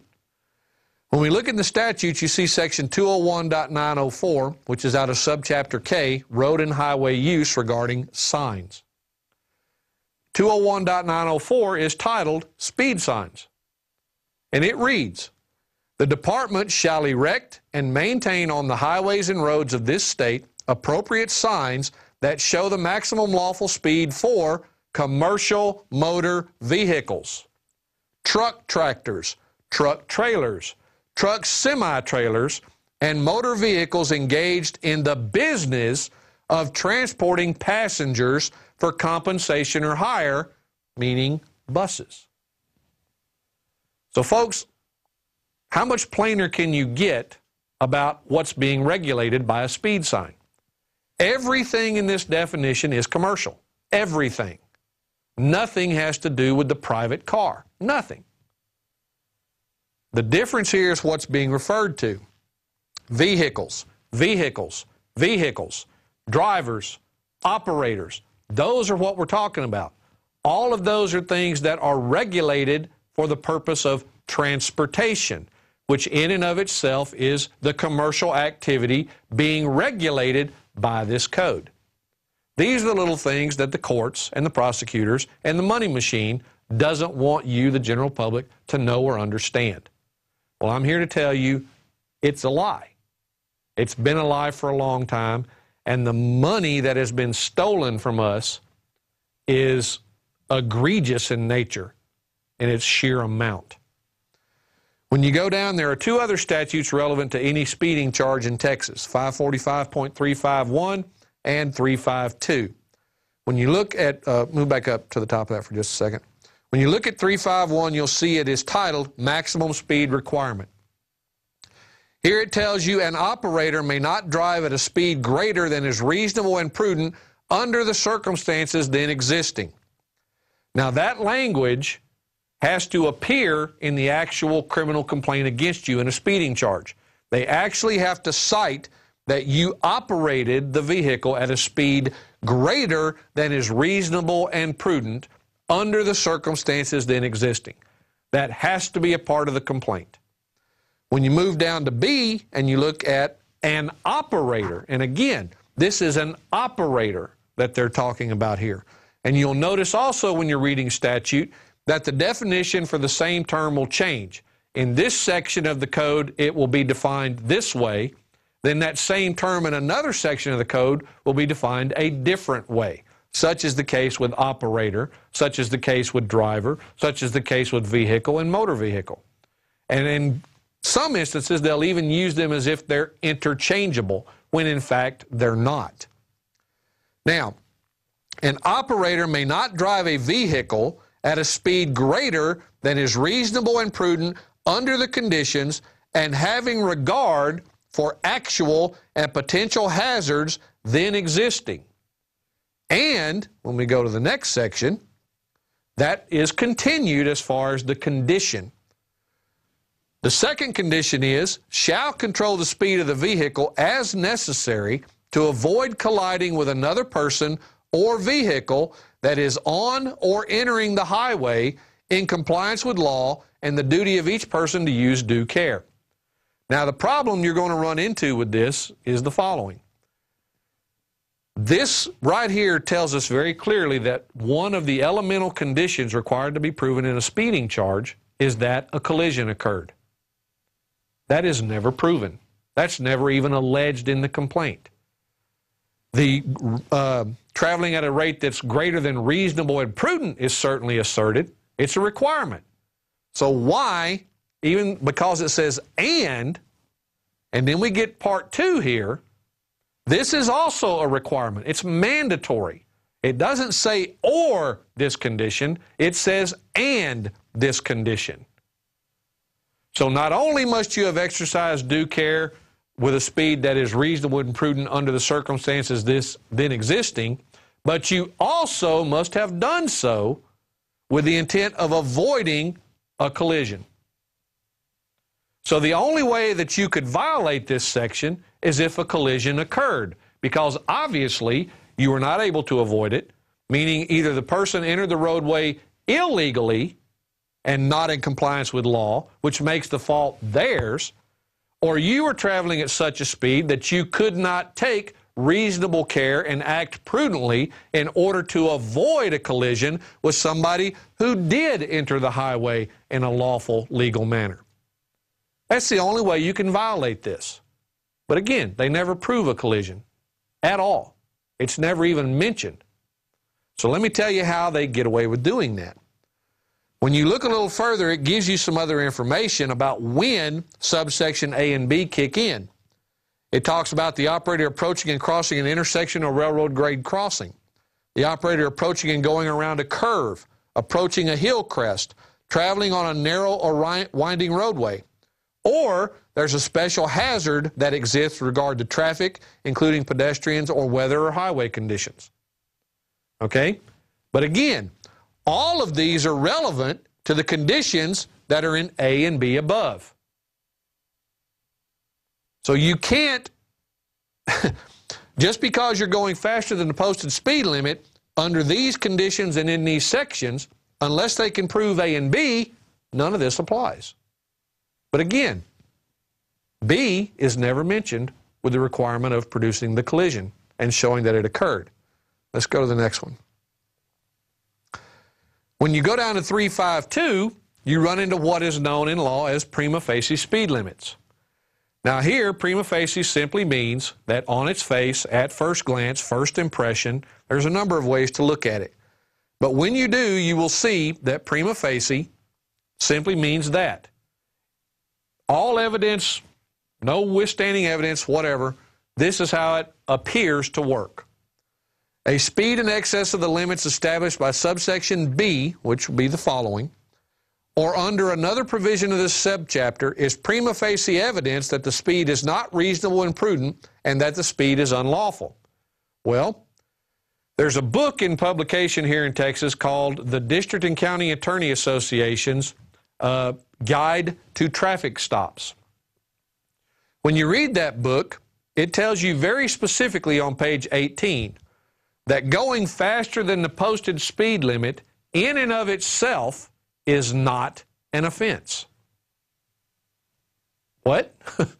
I mean, what's the first thing a cop tells you when he pulls you over? Do you know why I stopped you? You were going faster than 55 and you're in a place that's marked 45, so you were speeding. He hasn't mentioned anything about the requirement for a collision. He hasn't mentioned anything about the fact that going faster than the posted speed limit in and of itself is not an offense. Why? Because they're going to play on your ignorance of these facts to get you to pay the ticket without argument. They're going to steal your money, and you're going to help them because you are going to say, too much time out of my day, it's too much trouble, too much hassle, too big a problem, I got things to do, I got a life to lead, I don't want to be stuck in court, I don't want to have to go out there and pay the parking fees. You name it. You'll come up with a million excuses why you hate to pay it, but you're going to pay it. That, folks, is exactly what the system counts on. The fact that you are more than willing, because it's more convenient to pay the $200 than to take time out of your day, miss work, have to hire a babysitter, or anything of that nature in order to fight it. But that's one of the reasons the system has managed to stay alive as long as it has. More people pay than fight. This system would die within a month if everybody fought their ticket. You would drive the cost of prosecution so high that they couldn't afford to keep it alive. They would have to set the fines and fees in the thousands of dollars range to even break even. And the moment they start putting fines and fees on top of these charges like that, it's a guarantee everyone will fight it because no one could afford to pay it. So right now, the prices on these fines and fees are set at a level that is just painful enough to make people not want to pay it and thus change their behavior, but not so high as to make them want to put up a fight. And that is the point. The more people that go in and pay without a fight, the more profitable the system is because they didn't have to expend any extra money to hire counsel, to pay somebody to appear on behalf of the state, to have the judge sit there, to have the clerk sit there, generate all the paperwork, generate all the legal notices, which they also never do, and so on and so forth. It's all about your acquiescence to them stealing your money as quickly and easily and painlessly as possible. They count on that from you, and they get it for the most part. And I'm here to tell you it needs to stop. As long as we let them do it, they will do it because there's money in theft when you're the government. Now, when you go down through this, you'll see that they list the various speed limits that are lawful here, there, and everywhere. When they charge you, they attempt to charge you specifically for violation only of going faster than the posted speed limit. But let's scroll down here for just a second. Now, anywhere in here, do you see the language, both in the part right immediately before this or here, where it says anything about the speed being reasonable and prudent under the conditions then existing. Go down one more. Okay? Again, not there. Nothing in that language appears here. Yet it is in 351 where it deals with the collision. Now, the case law I've read on complaints says that that language must be there. But it only appears in 351 dealing with the collision. It's not in 352 dealing with the prima facie speed limits. So why is that a problem? Well, it means that the language of 351 has to apply to the complaint. Therefore, the elements of the actual alleged offense that exist in 351 must also be a part of the complaint. And they're not. They never allege that you failed to avoid a collision. They never allege that the result was a collision, in which case that's the only way you could actually get charged with speeding. Doesn't matter whether you're a commercial driver or not. The only way that charge can be lawfully levied is if there was a collision, whether it be with persons or property. But according to this, it says another vehicle entering the highway. Doesn't say anything about if you left the highway. Doesn't say anything about if you collided with a tree or somebody's fence post. It says another vehicle entering the highway. They tend to ignore that, and so do we. Because we don't know the law, we don't read it, we don't see why it's important to us. Well, I'm going to tell you it's important to you because it's being used to commit robbery, theft, fraud, extortion. That's why it's important to you. These are the rules your public servants are supposed to play by, and they're not. And they're taking advantage of you while they're doing it. Now, the next thing I want to point out to you is this. In the 601.053 statute regarding the proof of insurance and financial responsibility, where it determined that you were guilty before you were innocent and that the burden of proof is now on you rather than the state, we need to see what Texas law says about that. And the law will be the same in your state as well, whatever code it may be in. But when you look at the Texas Code of Criminal Procedure, there are certain responsibilities assigned to certain officers in regards to the presumption of innocence. For instance, one of the duties of district attorneys, down in the very last line, you can see, they shall not suppress facts or secret witnesses capable of establishing the innocence of the accused. Yet in a speeding case, they secret the fact that a collision has to have occurred before you could be charged. They don't bring that up. They don't mention it. It's not even relevant to them. In the case of the insurance, they don't bring up that if the complaint simply says failure to show proof of insurance, the complaint is faulty, because insurance is only one of the ways financial responsibility could be met. There's a whole list of them there. The state never bothered to look and see if you had any of them. They required you to prove that you have it rather than the burden of proof being that they had to show that you had it. That's a problem. Now, on top of that, they know that this deals with a commercial activity known as transportation that the state can regulate, but at no time have they alleged or brought any proof that you were somebody engaged in that activity.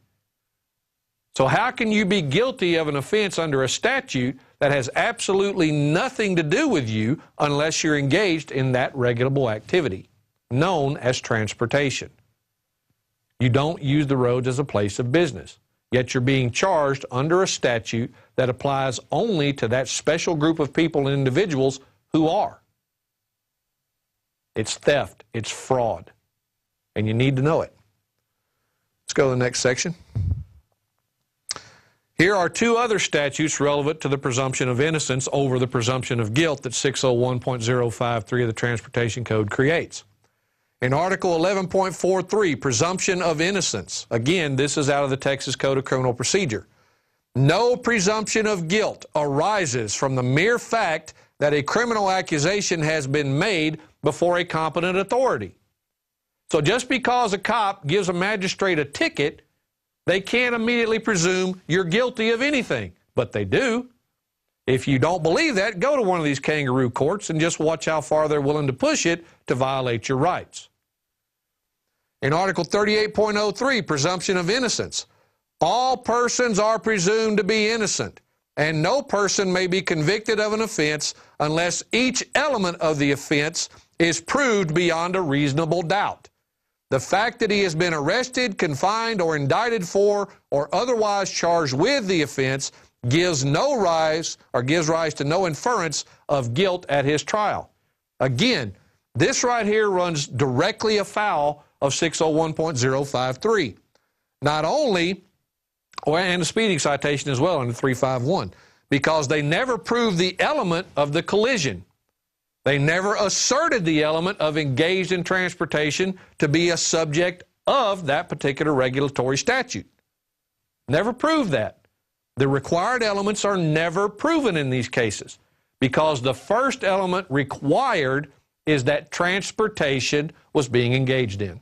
That, after all, is the regulable activity, the subject matter over which the state has authority to punish and enforce. If you're not engaged in that activity, they have no business dealing with you in the first place. All right.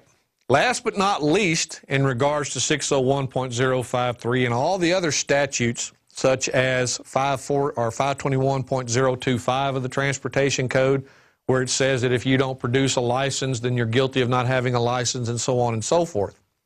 Let's look at why that presumption of guilt over innocence and the reversal of proof is a problem. Here we have the definition of bill of attainder. Now, in case you didn't know this and have never heard it before, bill of attainders and bill of pains and penalties are synonymous. The exception being that a bill of attainder was usually for offenses related to things punishable by death, whereas a bill of pains and penalties was relevant to any lesser offense. But basically, a simplified definition is it is a legislative or administrative predetermination of guilt without judicial review. And what you saw in 601.053 is a legislative predetermination of guilt. It's an administrative predetermination of guilt. Why do I say that?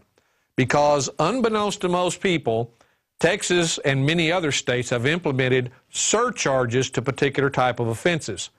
Not only that, there is no requirement before these surcharges can be levied against you that you actually be convicted of the offense you're being accused of.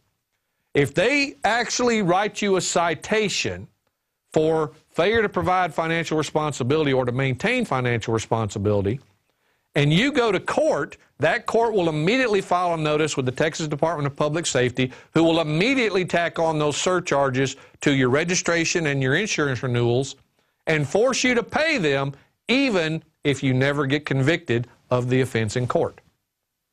And it will be a very hard uphill battle to get that changed and to not have to pay those fees, because you have to find a way to compel the court that sent that information in to send in new information telling the DPS that they can't charge those fees because they had to dismiss the case or you weren't found guilty. They make it as difficult as possible for you to get your money back or to not have to pay the money at all, and that's intended. But technically, the full definition of bill of attainder means legislative acts, no matter what their form, that apply either to named individuals or to easily ascertainable members of a group in such a way as to inflict punishment on them without a judicial trial. What exactly is an administrative fee that the DPS can charge you that a jury never rules on if it's not a bill of attainder or bill of pains and penalties? That's exactly what it amounts to. You're sitting here telling me that I have to pay you these fees, but no jury ever charged me those fees. No judge ever reviewed whether or not that fee was valid. In fact, it was a judge that told you to charge me without ever taking me to court. That's a problem, folks.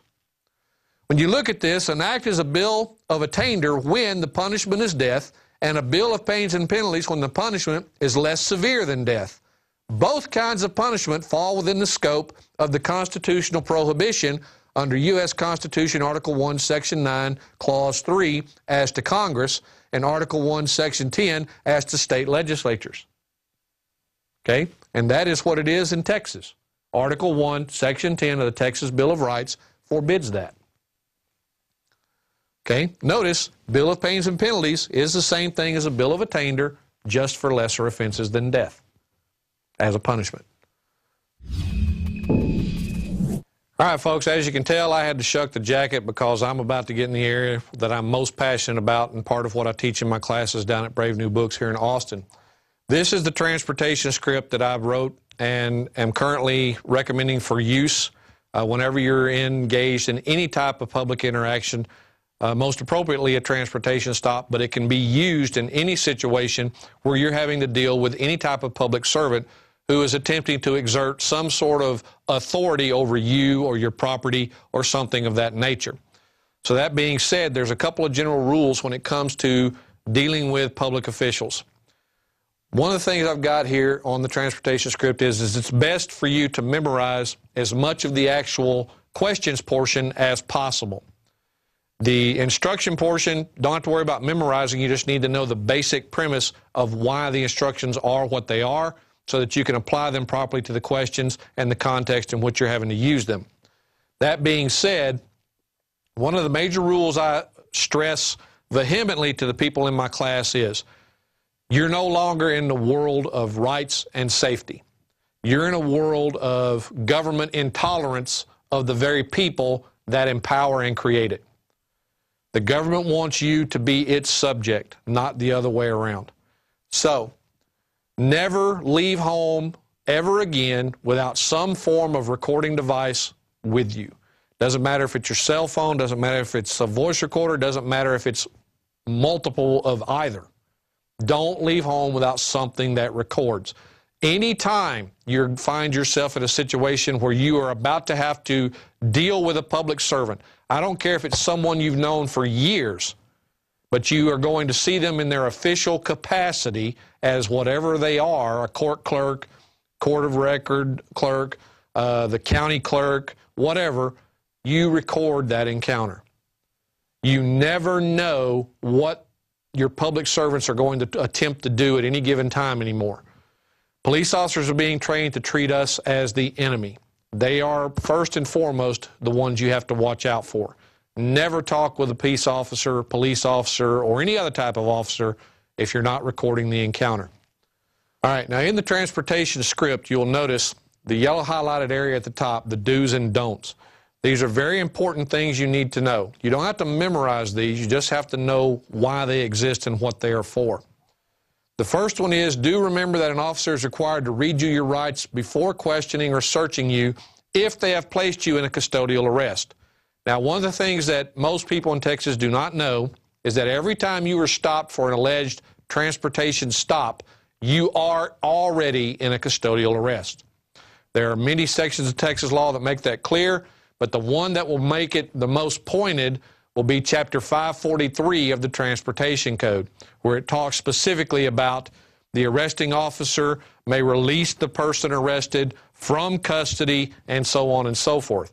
You also have a Texas court case that says very clearly that that arrest that occurs in 543 is a custodial arrest.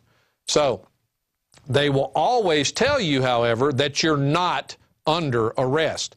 They will tell you that you're in a custodial detention. This is a lie. The reason they're doing this is to get you to start talking freely.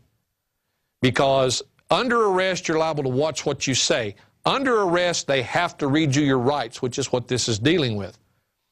If they don't tell you that and you just talk freely, then anything you say can and will be used against you, and you can't get it suppressed later because the court will view it as a voluntary statement. So you need to know immediately that the moment the lights come on in Texas relating to any form of traffic stop, you are already in a custodial arrest, and you need to act accordingly. That being said, when you look at this and you read 543.001 through 009 of the Texas Transportation Code, you will see that that's the case. You'll also see that the reading of your rights is a mandatory requirement that works in your favor unless you're dumb enough to continue to talk after you've been so informed of this. And you can see that under Article 38.22 of the Texas Code of Criminal Procedure.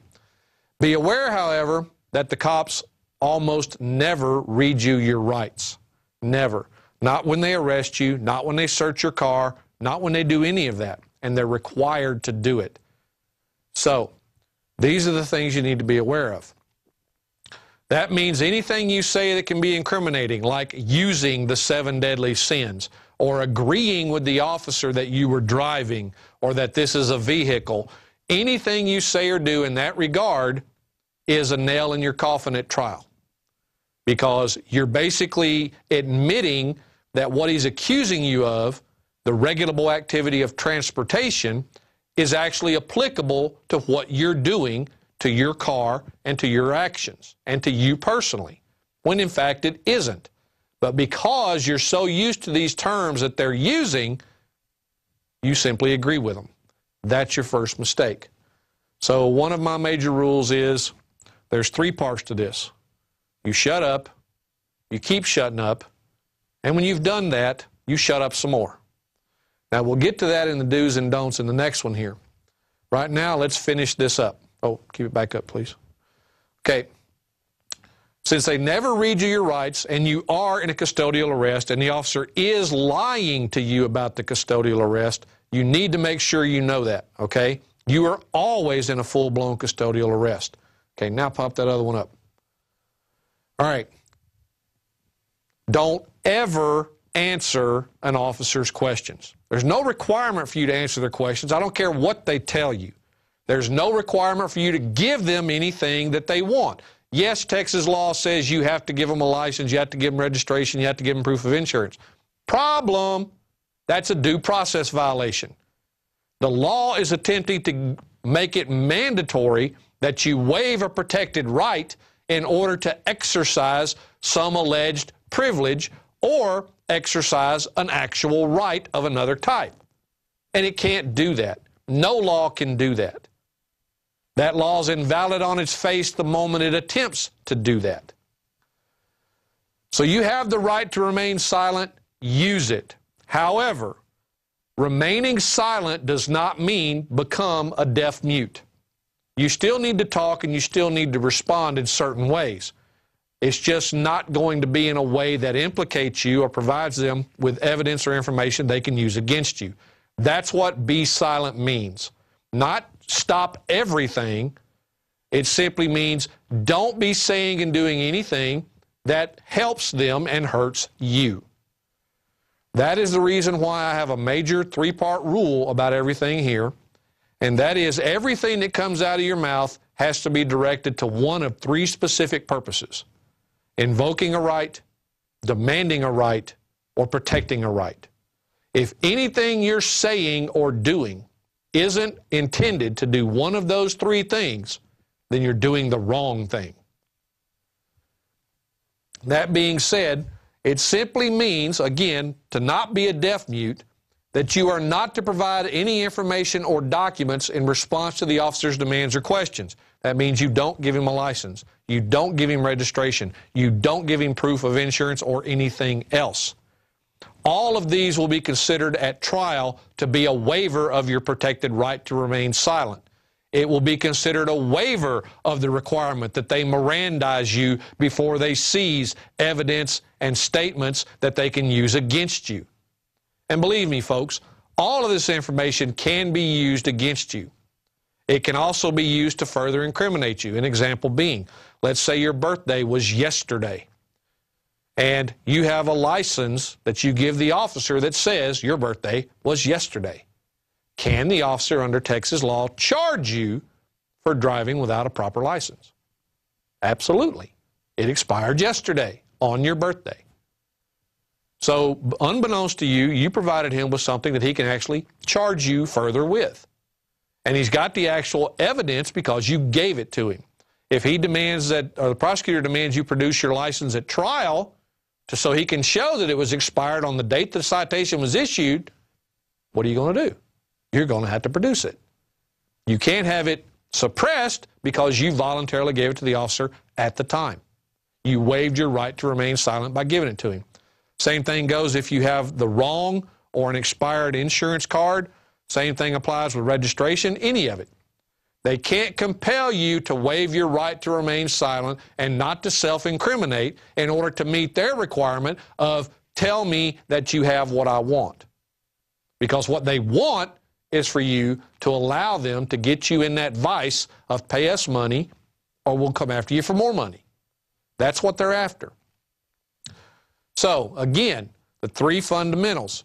Any information or documents in response to the officer's demands or questions is going to hurt you. Invoke your fundamentally protected right to remain silent and to assistance of counsel, and then simply refuse to waive those rights. How do we do that? Well, you waive it because you complied with the officer's demands. The moment you comply, it's waived. You're done. It's over. You cannot get that back. You cannot ask the information be suppressed because the courts will say you gave it up voluntarily. The foremost thing to remember in these situations is to not engage the officers in idle conversation, dialogue, or chit-chat. Why?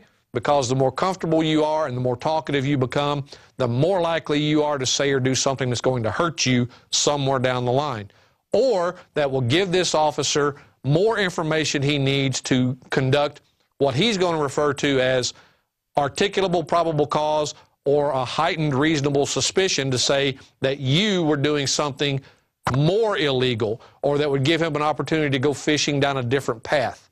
So don't just talk. Again, if you're doing that, you're doing it wrong. Now, this is known as my self-imposed rule of invoke, demand, and protect. Once you've invoked these rights, you never waive or abandon them by ignoring the procedures I'm giving you here.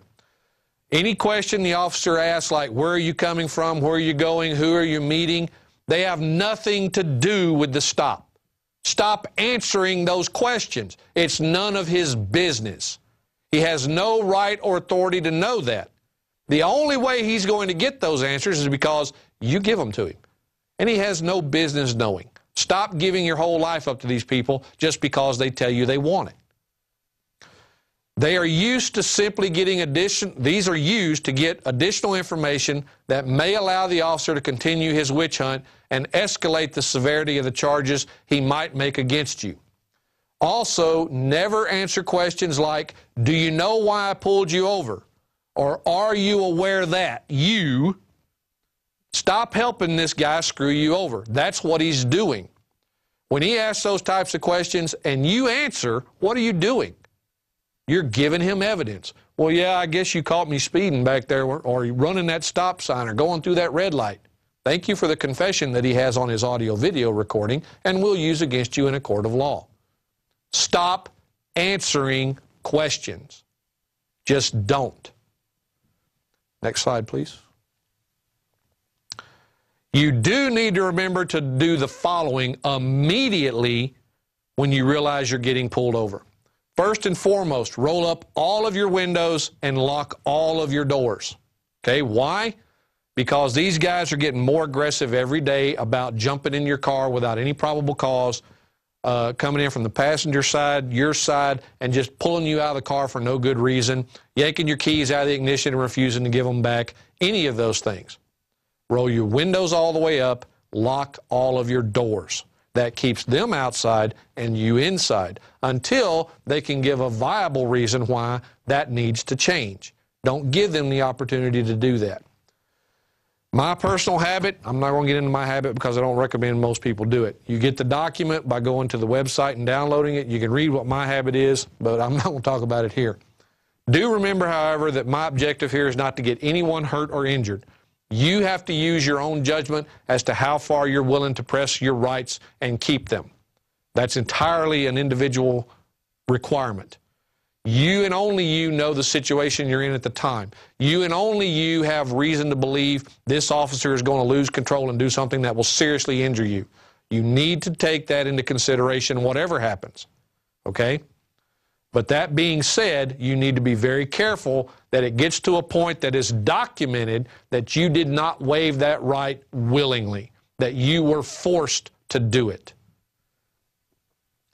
Don't ever roll down more than one window at a time if you do remain in your car when you get stopped. No matter what the officer tells you to do, one window only. I don't care if there's cops at every window saying, roll this down. Don't do it. One window only. Why? Well, if you create more than one air vent in that car by rolling down multiple windows, you will create a cross breeze inside of that car. If you do that, that immediately gives the officer the opportunity to say he smells something coming from the car. With a single window down, that is impossible. Nothing can exit the car in that manner. There's no wind to blow it out the window for this officer to allegedly smell. So don't ever do that, because the first thing he's going to do when he can't get what he wants one way is he's going to attempt to escalate the stop and get it another. Don't ever roll your one open window down more than 2 and 2.5 inches. Again, no matter what the officer tells you. If he tells you you have to roll your window all the way down, just sit there and say, officer, I like the window where it is. I can hear you just fine. I'm comfortable with it right here. I don't want to roll it all the way down. I'm not going to roll it all the way down. There's no law that requires you to do that. Now, be aware that he will get upset by this, and he will attempt to threaten you, but he's not at a point yet where he can actually justify anything he does that consists of violence. He can yell, scream, and holler at you all day long, but he can't start trying to break your window or anything because you won't roll it all the way down. So just keep that in mind and keep going. Now, when we go forward on this and we look at the next do's and don'ts, don't ever provide an officer with any documents or other information that they demand. The legal ramifications to your fundamentally protected rights are devastating. Again, everything you give out voluntarily will be considered exactly that, voluntarily. It can be used against you, and there will be no chance of you to have it suppressed because you waived the right to remain silent and not provide that information. Don't ever give your consent to an officer to search your car for any reason. That's just dumb. Don't do it. Without a warrant, they don't have a reason to search your car unless they actually put you in the back of theirs with the intent of taking you to a magistrate, which is where they're supposed to take you, even though they take you directly to jail. You need to be aware that that also is illegal in most states, including Texas, and that you can sue them for false imprisonment when they do that. But that's beyond the scope of this presentation. If you want to know more about that, come to my classes down at Brave New Books, or join Tower of Law when it launches, and you'll get to learn about it online. Now, if you give them consent, here's the potential downside. You are asking for the incriminating evidence to get planted in your car, or evidence that you may not have even known was in your car to be discovered. You could have had a friend in there that got nervous and had a joint in his backpack or his pocket or whatever, and immediately threw it under the front seat when the cop pulled you over. You could have got stopped yesterday by another cop, and you had someone with you that did something similar. And now today you get stopped again and thinking, well, I'm alone, there's nothing in the car, I don't have anything, so yeah, go ahead and search. And you got a joint laying on your front seat that your friend threw there and you knew nothing about. Don't consent to a search that doesn't have a warrant attached to it. Just don't. This is the key reason you don't get out of your car, because they have to have a really good reason, such as actually saying, we're taking you with us, in order to get into that car to perform a search without that warrant. The search incident to arrest requirement that allows them to do it without a warrant, even though you're in a custodial arrest, they're lying to you about that and haven't informed you of that. So if they attempt to search the car at this point, the search can get thrown out and suppressed as being illegal, and they know it. So don't ever give consent to search. Okay, next one. All right, the officer is going to almost always insist you are not under custodial arrest, but rather are simply being detained or a part of an investigative detention. Again, that's a lie. No officer has the authority to simply walk up and demand that you answer questions, produce ID, or provide them with your private information, but they're going to try to do that, okay? So it doesn't matter whether they're doing it verbally, it doesn't matter whether they're demanding you give it to them in the physical form on an ID. They can't just walk up and demand it, and you're not required to give it to them. Be aware that when you won't submit and give them your information, though, their favorite tactic is to start threatening you, and they're going to start trying to say they're going to charge you with failure to identify, which here in Texas is one of their favorites. But the problem is, when you read the failure to identify statute, there's only specific ways to commit that offense. And in either case, in order to charge you for not providing information, the officer is required to have already arrested you for some other type of offense. Failure to identify is not an arrestable offense in and of itself, except into subpart B, where it gives the requirement that you don't provide false information in a legal detention. But notice the contrast. In a legal detention, you can't give false information, but you can refuse to give any. Whereas in a lawful arrest for some other offense, you shouldn't give false information and don't, but they also, at that point, they say you can't refuse to give them name, address, and date of birth. And that is the only 3 pieces of information you're required to give. But nowhere are you required to provide that information at any time on a physical form of ID. You don't have to do it with a license. You don't have to do it with a passport. You don't have to do it with any form of physical identification. Verbal is enough, as long as you provide those 3 pieces of information if you've been lawfully arrested or detained. Now, given that, when you go down a little further on that, and you be aware that you don't give them the information, they're going to try to charge you with failure to ID, or they're going to attempt to charge you under, after these following conditions, as I just stated, under the arrest versus the detention. They may try to charge you with obstructing governmental operation as well. Again, you cannot obstruct governmental operation simply by refusing to say anything, nor can you do it by verbally responding or interfering with what they're doing by not being quiet. It has to be some sort of physical interference before you can be charged with that obstruction of governmental operation that they try to use. But they will do anything they can to intimidate you if you let them. You need to maintain a calm, cool, self-composed posture at all times. You want the video evidence to show you never lost self-control. If anyone lost control, it was the officer or officers on the scene. They got upset. They lost their temper. They made threats. They assaulted you or your car, okay? That's what you want the evidence to show. When you start standing up for your rights, I guarantee you these guys are going to start being upset. But when we get to the questions, you're going to see exactly why that's important. Now, when you go down, don't need to give them physical ID. You just simply need to verbally give them those 3 pieces of information.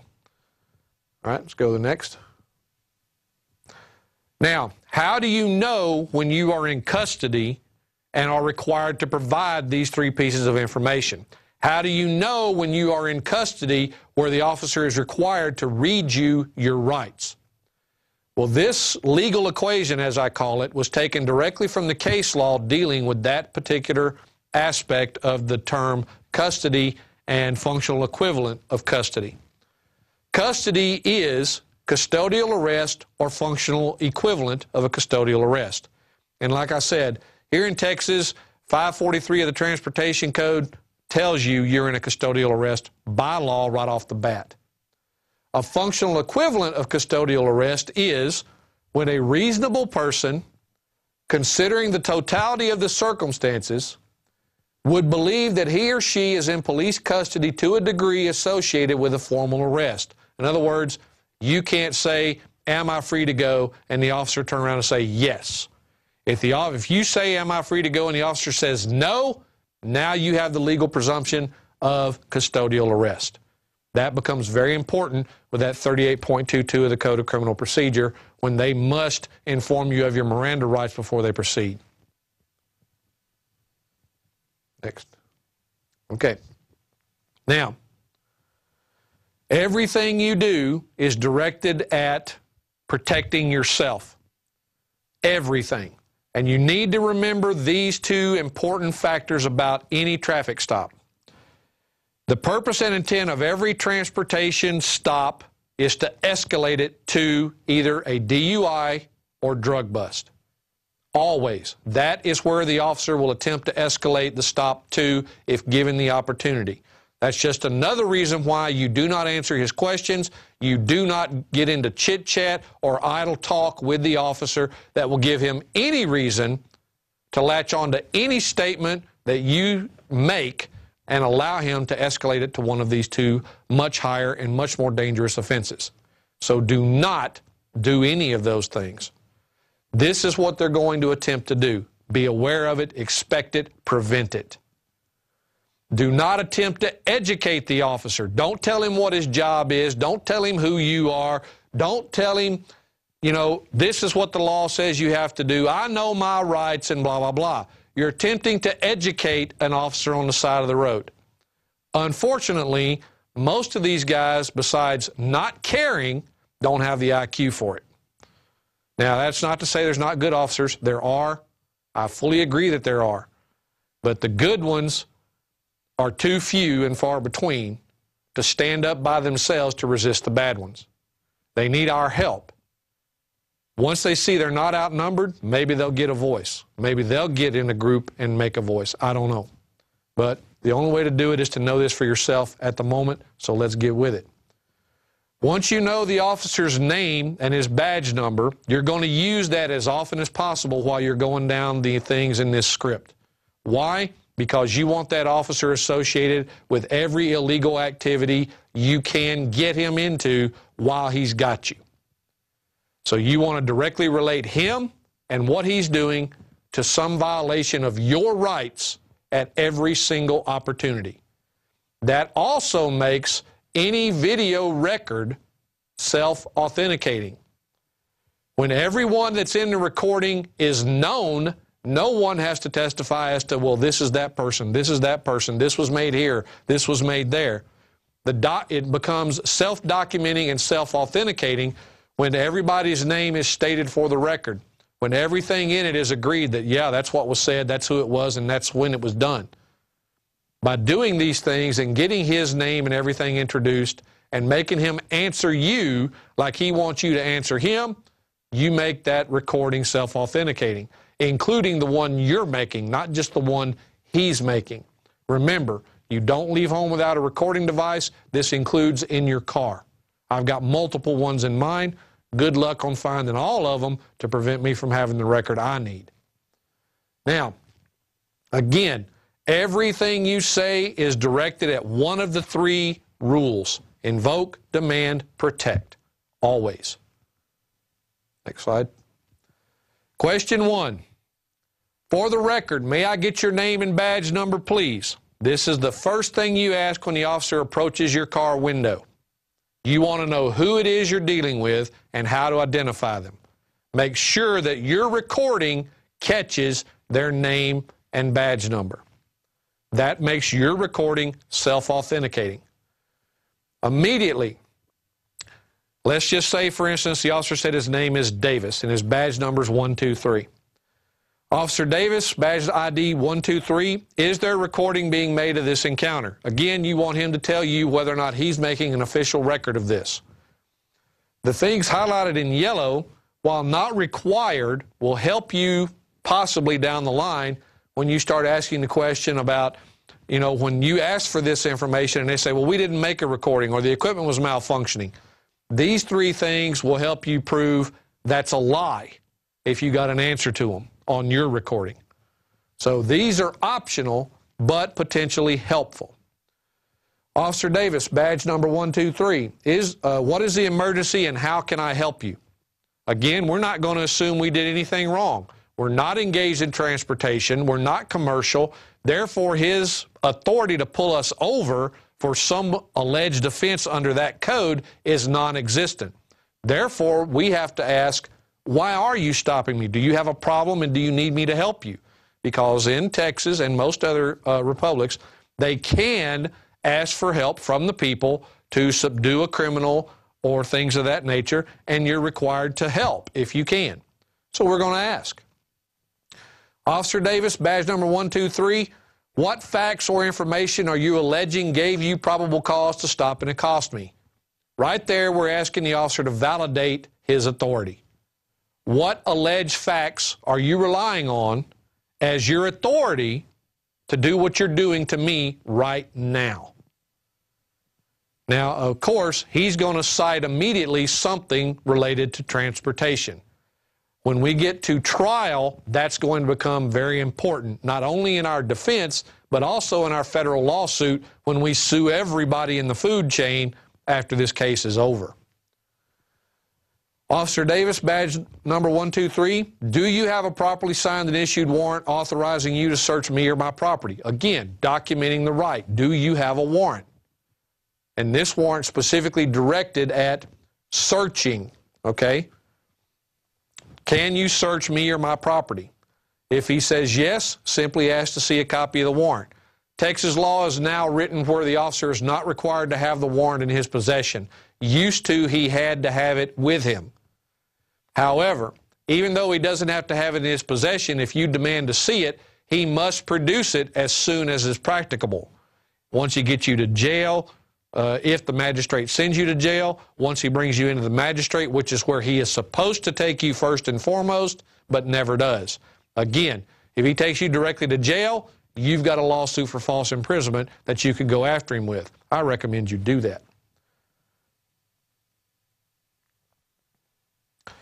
Officer Davis, badge number 123, do you have a properly signed and issued warrant of arrest that accurately describes or names me as the person to be arrested? Again, you're going to arrest me, where's your warrant?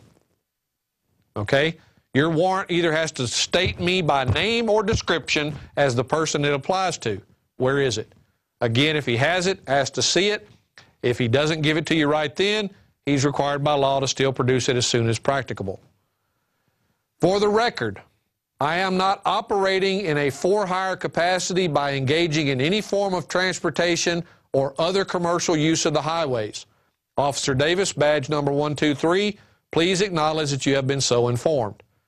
Now, this officer is not going to know what you're talking about, and he's not going to care. He may refuse to answer and so on and so forth. However, you want an answer to every question you ask. When they don't answer, do what they do. Keep repeating the question till they respond. He may say, I don't care, I don't know. Doesn't matter. But you want an answer to this question before you allow him or yourself to move on. Very important that you get this, because once he admits that you told him you were not operating in transportation and he continues to do something to you using that as his authority, he has admitted his authority was gone and he held you anyway. That is going to be a very big problem for him in federal court. I had no authority to keep you there, but I did it anyway. Well, we're going to prove to him why that's a very bad idea. Officer Davis, badge number 123, am I under custodial arrest? Again, this is where he's going to lie. If I am not under custodial arrest, am I free to go? And again, he's going to tell you no. You cannot get the same answer to these two questions. They're completely opposite to each other. Either you're in a custodial arrest and not free to go, or you're not in a custodial arrest and you are free to go. They can't be the same answer. Officer Davis, badge number 123, what is the articulable probable cause that leads you to believe that I have committed or am about to commit a crime that authorizes you to stop and detain or arrest me? Again, the officer is going to cite some alleged transportation offense as his initial probable cause. You want that in the record. He's already admitted up here that you told him you were not in transportation, and now right here he's saying, but that's still what I'm going to use as my authority to accost you or do anything else to you. For the record, Officer Davis, badge number 123, in order to protect my rights and not waive any by error or accident, I wish to clarify my legal understanding of the situation. You said that I am not free to go, so I must conclude that I am in a custodial arrest and not simply an investigative detention. Therefore, I am invoking all of my fundamentally protected rights, including my right to remain silent and my right to assistance of counsel. From this point forward, I do not consent to providing you with any information or documents that could or will be used against me in a court of law or to possibly incriminate me. So please do not ask me to produce anything and give it to you. From this point forward, please do not ask me to answer any questions or to perform any tests relating to any matter whatsoever without my attorney present. All right, now the clincher to that setup is going to be this. Officer Davis, badge number 123, do you intend to harm, injure, or punish me by any method of assault, arrest, and or incarceration because I have invoked these fundamentally protected rights? Now that's going to create an immediate problem for the officer. Understand this, when you refuse to produce the demanded documents or to answer any questions, the officer is going to begin to get upset and continuously state the following. The law requires that you produce a driver's license and other information on demand of a law enforcement officer. Well, again, they're also prone to falsely accusing you of obstructing or interfering with a public duty or officer or just outright threatening to commit acts of violence against you and your property. Don't fall for the intimidation tactic. That's what this is. Invoking and refusing to waive your fundamental rights is not and cannot be converted into a crime. And if they do arrest and charge you falsely for interfering or obstructing, then you get to sue everybody. Why? Because they just punished you for invoking those protected rights. They're doing what they're doing because you invoked the right not to let them. But the moment you waive that right, you won't get it back. And you need to keep that in mind. So just remember, when the officers continue to demand that you produce a license, registration, proof of financial responsibility, or any other information or documents, despite their threats, all you do is keep repeating the following.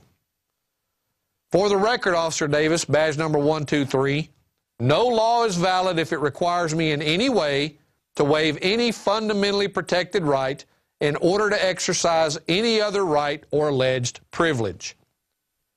And no law can convert the free exercise of any right into a crime. I have repeatedly informed you that I choose not to waive any of my fundamentally protected rights. So I ask you once again, officer, do you intend to harm, injure, steal my property, or otherwise punish me for invoking my fundamentally protected rights? Again, we're putting them between a rock and a hard place on making this choice. Because remember, their video record is showing that all you're doing in a calm, cool, collected voice is invoking your rights. The rights that you have that are inherent. They're not constitutional rights. They're not civil rights. They are unalienable, inherent rights. And he can't have them unless you give them away. So don't. If he's going to harm you, he's going to do it anyway. If he's going to threaten you, he's going to do it anyway. Keep that to a minimum whenever possible. But don't waive your rights until you can prove that the only reason you waived them was because of the threat of violence against you or your property. Okay? That's very, very necessary. The courts will give them every possible opportunity to escape if you assist them in any way. So don't. Now, warning. Be prepared for the officer to do or threaten precisely that he is going to harm, injure, or punish you or your property in some form or fashion. So again, they're going to start threatening you with all kinds of things, including the falsified criminal charges we've already discussed. You only need to use this sub-item A portion of this once. Anytime you deal with a particular officer, use it on that officer, and it's only required that you do it once because the record will show that you notified him and gave him the chance and the opportunity. Officer Davis, badge number 123, due to your attitude, demeanor, and your continuous threats to falsify charges and commit acts of violence against me and my property while displaying a deadly weapon, I feel physically threatened and in fear for my life. I demand that you cease and desist and that you get a supervisor here immediately. I do not consent to any of your actions, the use of force against me or my property, or to being forced to exit my car for any purpose, especially so that you may attempt to steal my property and or assault, injure, or kill me. Again, we're telling the officer exactly what we expect him to try to do. And it's now a part of the official record. Now it's on his back to make sure that anything he does not give the impression that that is what he's trying to do. This actually sets it up to protect you from the officer's actions by making it known to him exactly what you are expecting those actions to be. And so will any jury that sees or hears this recording. And that, folks, is what we want. We want a record that shows a jury in either court, whether it be at trial or at the federal level when we're suing, doesn't matter. We want to show that we did nothing wrong. We simply invoked our rights. We asked the officer to respect that, and all he could do was threaten us with violence when we did so. That's not going to bode well for him on the other side. Officer Davis, badge number 123, you are fully aware that I have already invoked my fundamentally protected right to remain silent and my right to assistance of counsel. Do you intend to continue in your unlawful efforts to violate my rights? Just keep repeating this like a broken record. Once you've invoked these rights, stand on these rights. So far, I've had, since this script has been updated and used, I've had 2 people that have been the only ones that have used it properly because they took it with them and they had it memorized. One was a young lady from the Ukraine who's been here for several years, and I find it rather ironic that someone from that part of the world that is used to having their rights limited to such a large degree comes all the way to America to begin to exercise rights that all of us have, and she's doing it better than we Americans are because we don't even know what our rights are anymore. Now that's irony on the hoof right there, I got to tell you.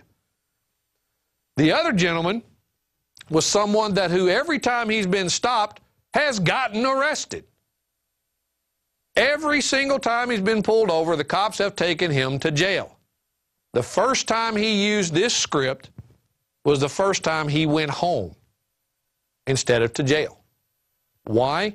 Because despite all their threats against him while they were outside his car, the only thing that they could do was show that he had done nothing wrong by invoking his rights. And anything they did to him outside of writing that citation was not going to go well for them later.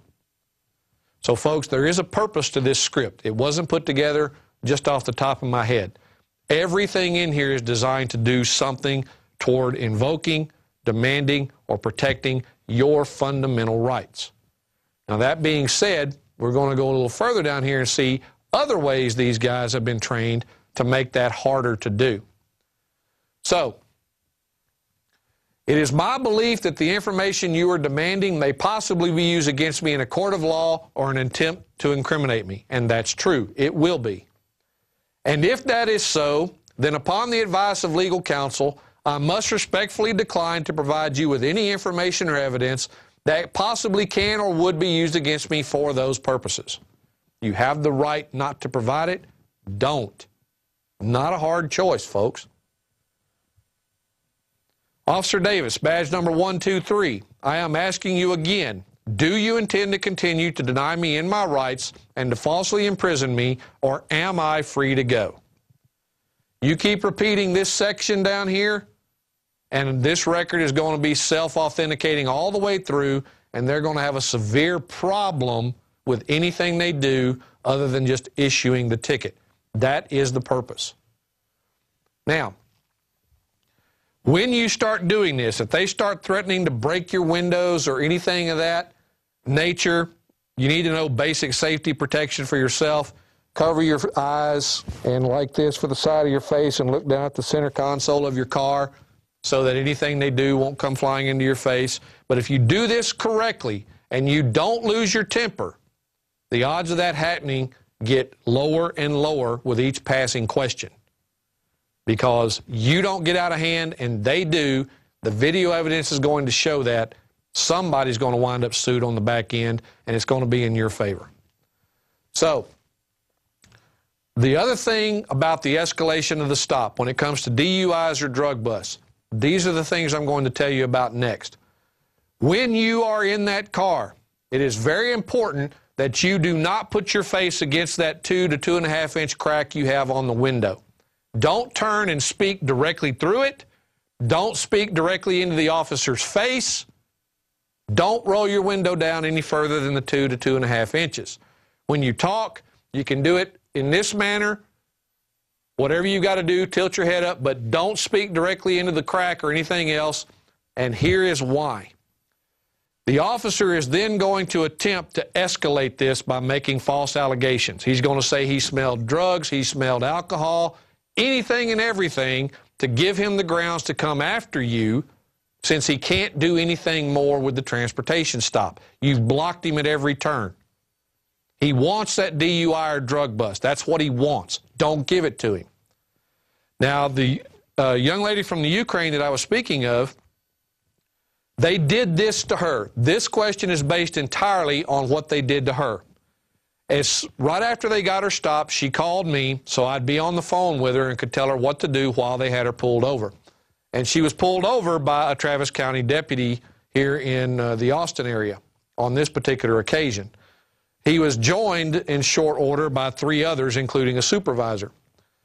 Now, what he did was, after they had already written the ticket, they refused to give her back her identification, which was a passport and a student ID. That's what she used for identification. They wouldn't give her identification back, nor would they give her a copy of the citation, even though she had already signed it. They held her there for another 48 minutes trying to get her to get out of the car by doing the following. What they did was illegal. But if you don't know how to respond immediately to what they do right here, this video is no longer going to be helpful to you in a court of law. It's going to be hurtful. Why? Because the officer has made an allegation regarding a potential offense that you have failed to rebut the moment it was made. A jury sees or hears that, and immediately the presumption of guilt is going to creep into their minds. So you must expect this, you must be prepared for it, and you must respond appropriately. The moment the officer says something of one of these 2 things here, sir, ma'am, I smell alcohol or marijuana, and I'm going to have to ask you to step out of the vehicle. Or, sir, ma'am, are you aware that you did something, and I'm going to have to ask you to step out of the vehicle? All right? Beware. The moment they say something like this, they are making an attempt to escalate. Stop it in its tracks. This is how you respond to this. Officer Davis, badge number 123, your statement is patently false and an outright lie. Are you now trying to fabricate probable cause by making false statements into the record and false allegations against me? Now, the young lady I'm talking about, when they pulled this out of the hat on her, had no clue how to respond. Fortunately, I was on the phone listening. I told her to say exactly this, and she did. This was what happened next. Ma'am, hold on, please. I'll be right back. And the officer turns and walks away to go get advice on what do I do now. She caught me red-handed, flat-footed, making a false accusation, and the recording shows that she expected it. Her response was too quick not to expect it. But I'm practiced at this. I know how this works. So having me on the phone with her prevented what would have otherwise been a possible bad outcome for her. Now, this officer walks away for several minutes. He comes back to the window with his supervisor, and they start arguing with her about the alcohol and everything else. She keeps repeating this and saying, look, I invoke my rights. I'm not getting out of my car to do a breathalyzer. I'm not getting out of my car to discuss anything with you because I've invoked my right to remain silent and I've invoked my right to assistance of counsel. Getting out of my car to do anything of that nature will not help either of us, and I'm not doing it. Ma'am, we'll be right back with you. And they turn around and walk away from the window again. She's not waiving her rights, folks. No matter what they tell her or what they threaten her with, she's not waiving her rights. When this was all said and done, all they did was finally give her back her ID and a copy of the citation, and she went home. Yes, they held her up for a couple of hours, okay? And they wrote her tickets for things that she could have easily done if she was willing to waive her right to remain silent and everything else, by producing the documents they wanted. But believe me, when you get to trial and you start arguing not engaged in transportation, the last thing in the world you want is the state prosecutor to stand up there and say, well, they produced a license, which is associated with transportation. They produced the registration, which is associated with transportation. They said they were driving a vehicle, which is associated with transportation. And they gave them proof of financial responsibility, which is also associated with transportation. The record now shows clearly that you confessed that transportation is absolutely relevant to what you were doing, and the officer was fully justified in pulling you over to issue that citation. That, folks, is what waiving your rights has accomplished by producing the information they are demanding. Like it or not, they expect you to waive your right of due process, your right to self-incrimination, and everything else to accommodate their desire to generate revenue off the backs of you and I. It really boils down to that. It's about money and nothing else. They enforce these laws to generate that revenue. It has nothing to do with public safety. Absolutely nothing. I mean, how does having a sticker with the 11 on it rather than a 12 hurt anybody? How does having a license that expired yesterday versus next week hurt anybody? Doesn't. It doesn't hurt anyone. The only people that these things apply to are those engaged in the regulable activity that we call transportation. And when you get down to it in transportation, we have to worry about the issue of going to trial, which again is one of the things that we do in my class down at Brave New Books every Sunday from 2 to 5. In that class, we do practical application of this knowledge. We teach you how to act and behave at the stop. We teach you how to interact with an officer. We teach you how to go to court, make your arguments, present your case, file documents, do what needs to be done to defend yourself. That's practical application of this knowledge. Part of this knowledge from transportation deals with what I call the 7 deadly sins. Terminology, like I said at the beginning of all of this, is extremely important in relation to this. Terminology is everything. Semantics is everything. Anytime at trial they attempt to say that you're in violation of some transportation statute or some city ordinance relating to transportation, they're going to have to use one or more of these 7 terms to refer to what you're doing. If they attempt to prove their case without ever using any of these 7 terms, then their case dies with what they're doing. Because without these terms, they cannot prove the elements of the statute have been met. If they can't prove the elements, each and every one of the elements for a particular accusation, then that accusation falls flat on its face. If it's got 5 required elements, they have to prove all 5. They cannot prove 4. They can't prove 2. It's an all or nothing deal. They have to prove them all. If they fail to use these terms in relation to that accusation, they can't do it. So why are these terms important? Well, again, they all relate to the issue of transportation. All of them are defined or should have been defined within the Transportation Code. The 7 deadly sins as we have them listed are: 1, this state. Most of you are going to see this term, this state, and you're going to make an assumption. And everybody out there ought to know what the real meaning of assumption is. Okay? It does what to you and me?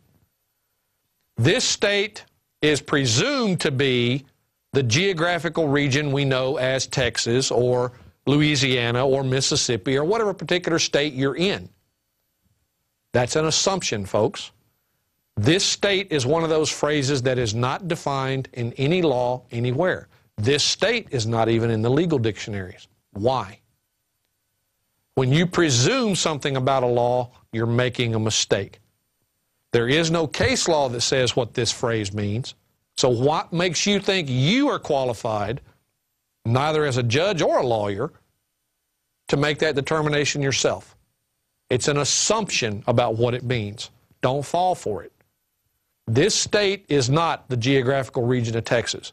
This has to do with a commercial area that we're not in and don't want to be in unless we go there voluntarily by participating in that regulable activity. We're not going to do that. We're not going to admit to that. 2, police officer. Now in Texas, I say that's one of the 7 deadly sins because police officer is defined in the Transportation Code, separate and apart from peace officer, which is defined in the Code of Criminal Procedure under 2.12, like we saw at the very beginning. So why the disparity? Why is there a peace officer definition in this code and a police officer definition in the Transportation Code? Well, again, you want to know all the details of that, come to my class. The class teaches you how all this works and why. Right now, we're just dealing with the terms you need to be aware of.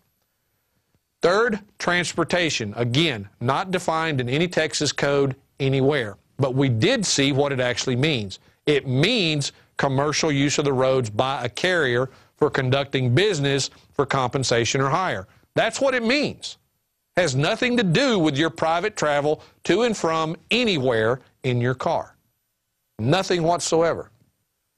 The other is motor vehicle, vehicle, the term drive, and any grammatical variation thereof, such as driver, driving, driven, whatever, and the term operate, and any grammatical variation of that particular one, such as operator, operating, or operated, and whatever.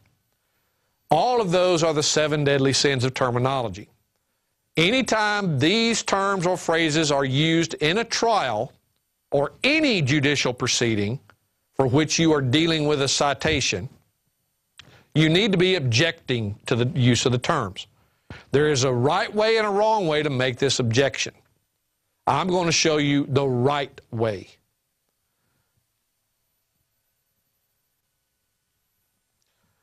The objection to be made comes in 3 parts. The first part of the objection is beginning the objection by clearly stating the specific legal terms, which would be any of the 7 deadly sins, that were used by whoever you're objecting to. Doesn't matter who used it, you're objecting to it. 2, that the legal meaning of these terms is being assumed, as is their applicability to you and your alleged actions. And the terms have not been properly defined. That's the other thing you'll never see the state do in court. The state will never say, well, right here in statute section such and such, the definition of driver is this, and the definition of vehicle is this. They will never, ever do that. Never. If they do that, you get to argue it. If you get to argue it, you get to argue what I'm telling you about transportation being commercial. They can't have that. That will interfere with the revenue stream. Everybody knows what I'm showing you here, the money flow stops. That can't happen. They're choking to death as it is. They can't steal enough from us overnight. So, if they're not properly defined, then the assumption is that they mean what everybody thinks they mean rather than what the law says they mean.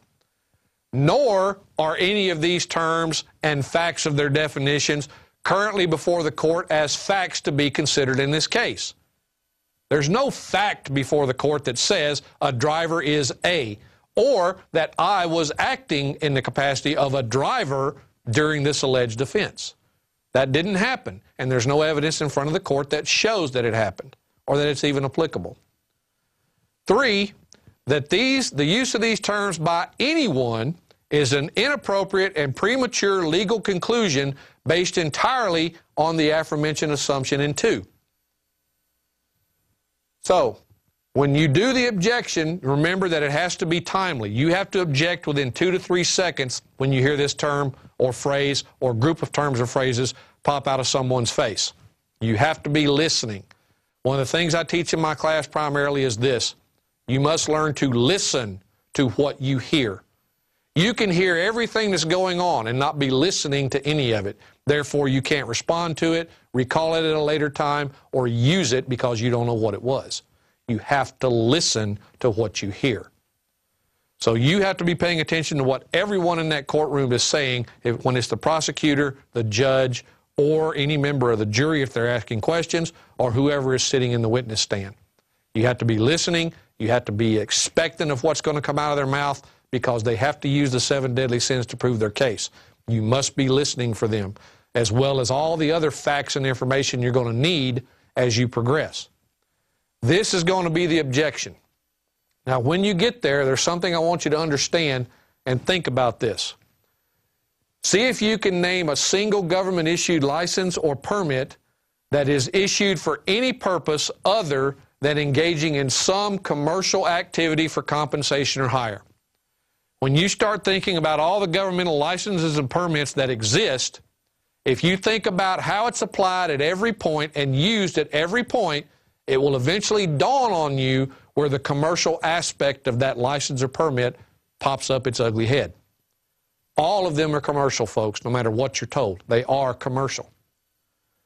The objection we're going to make is this.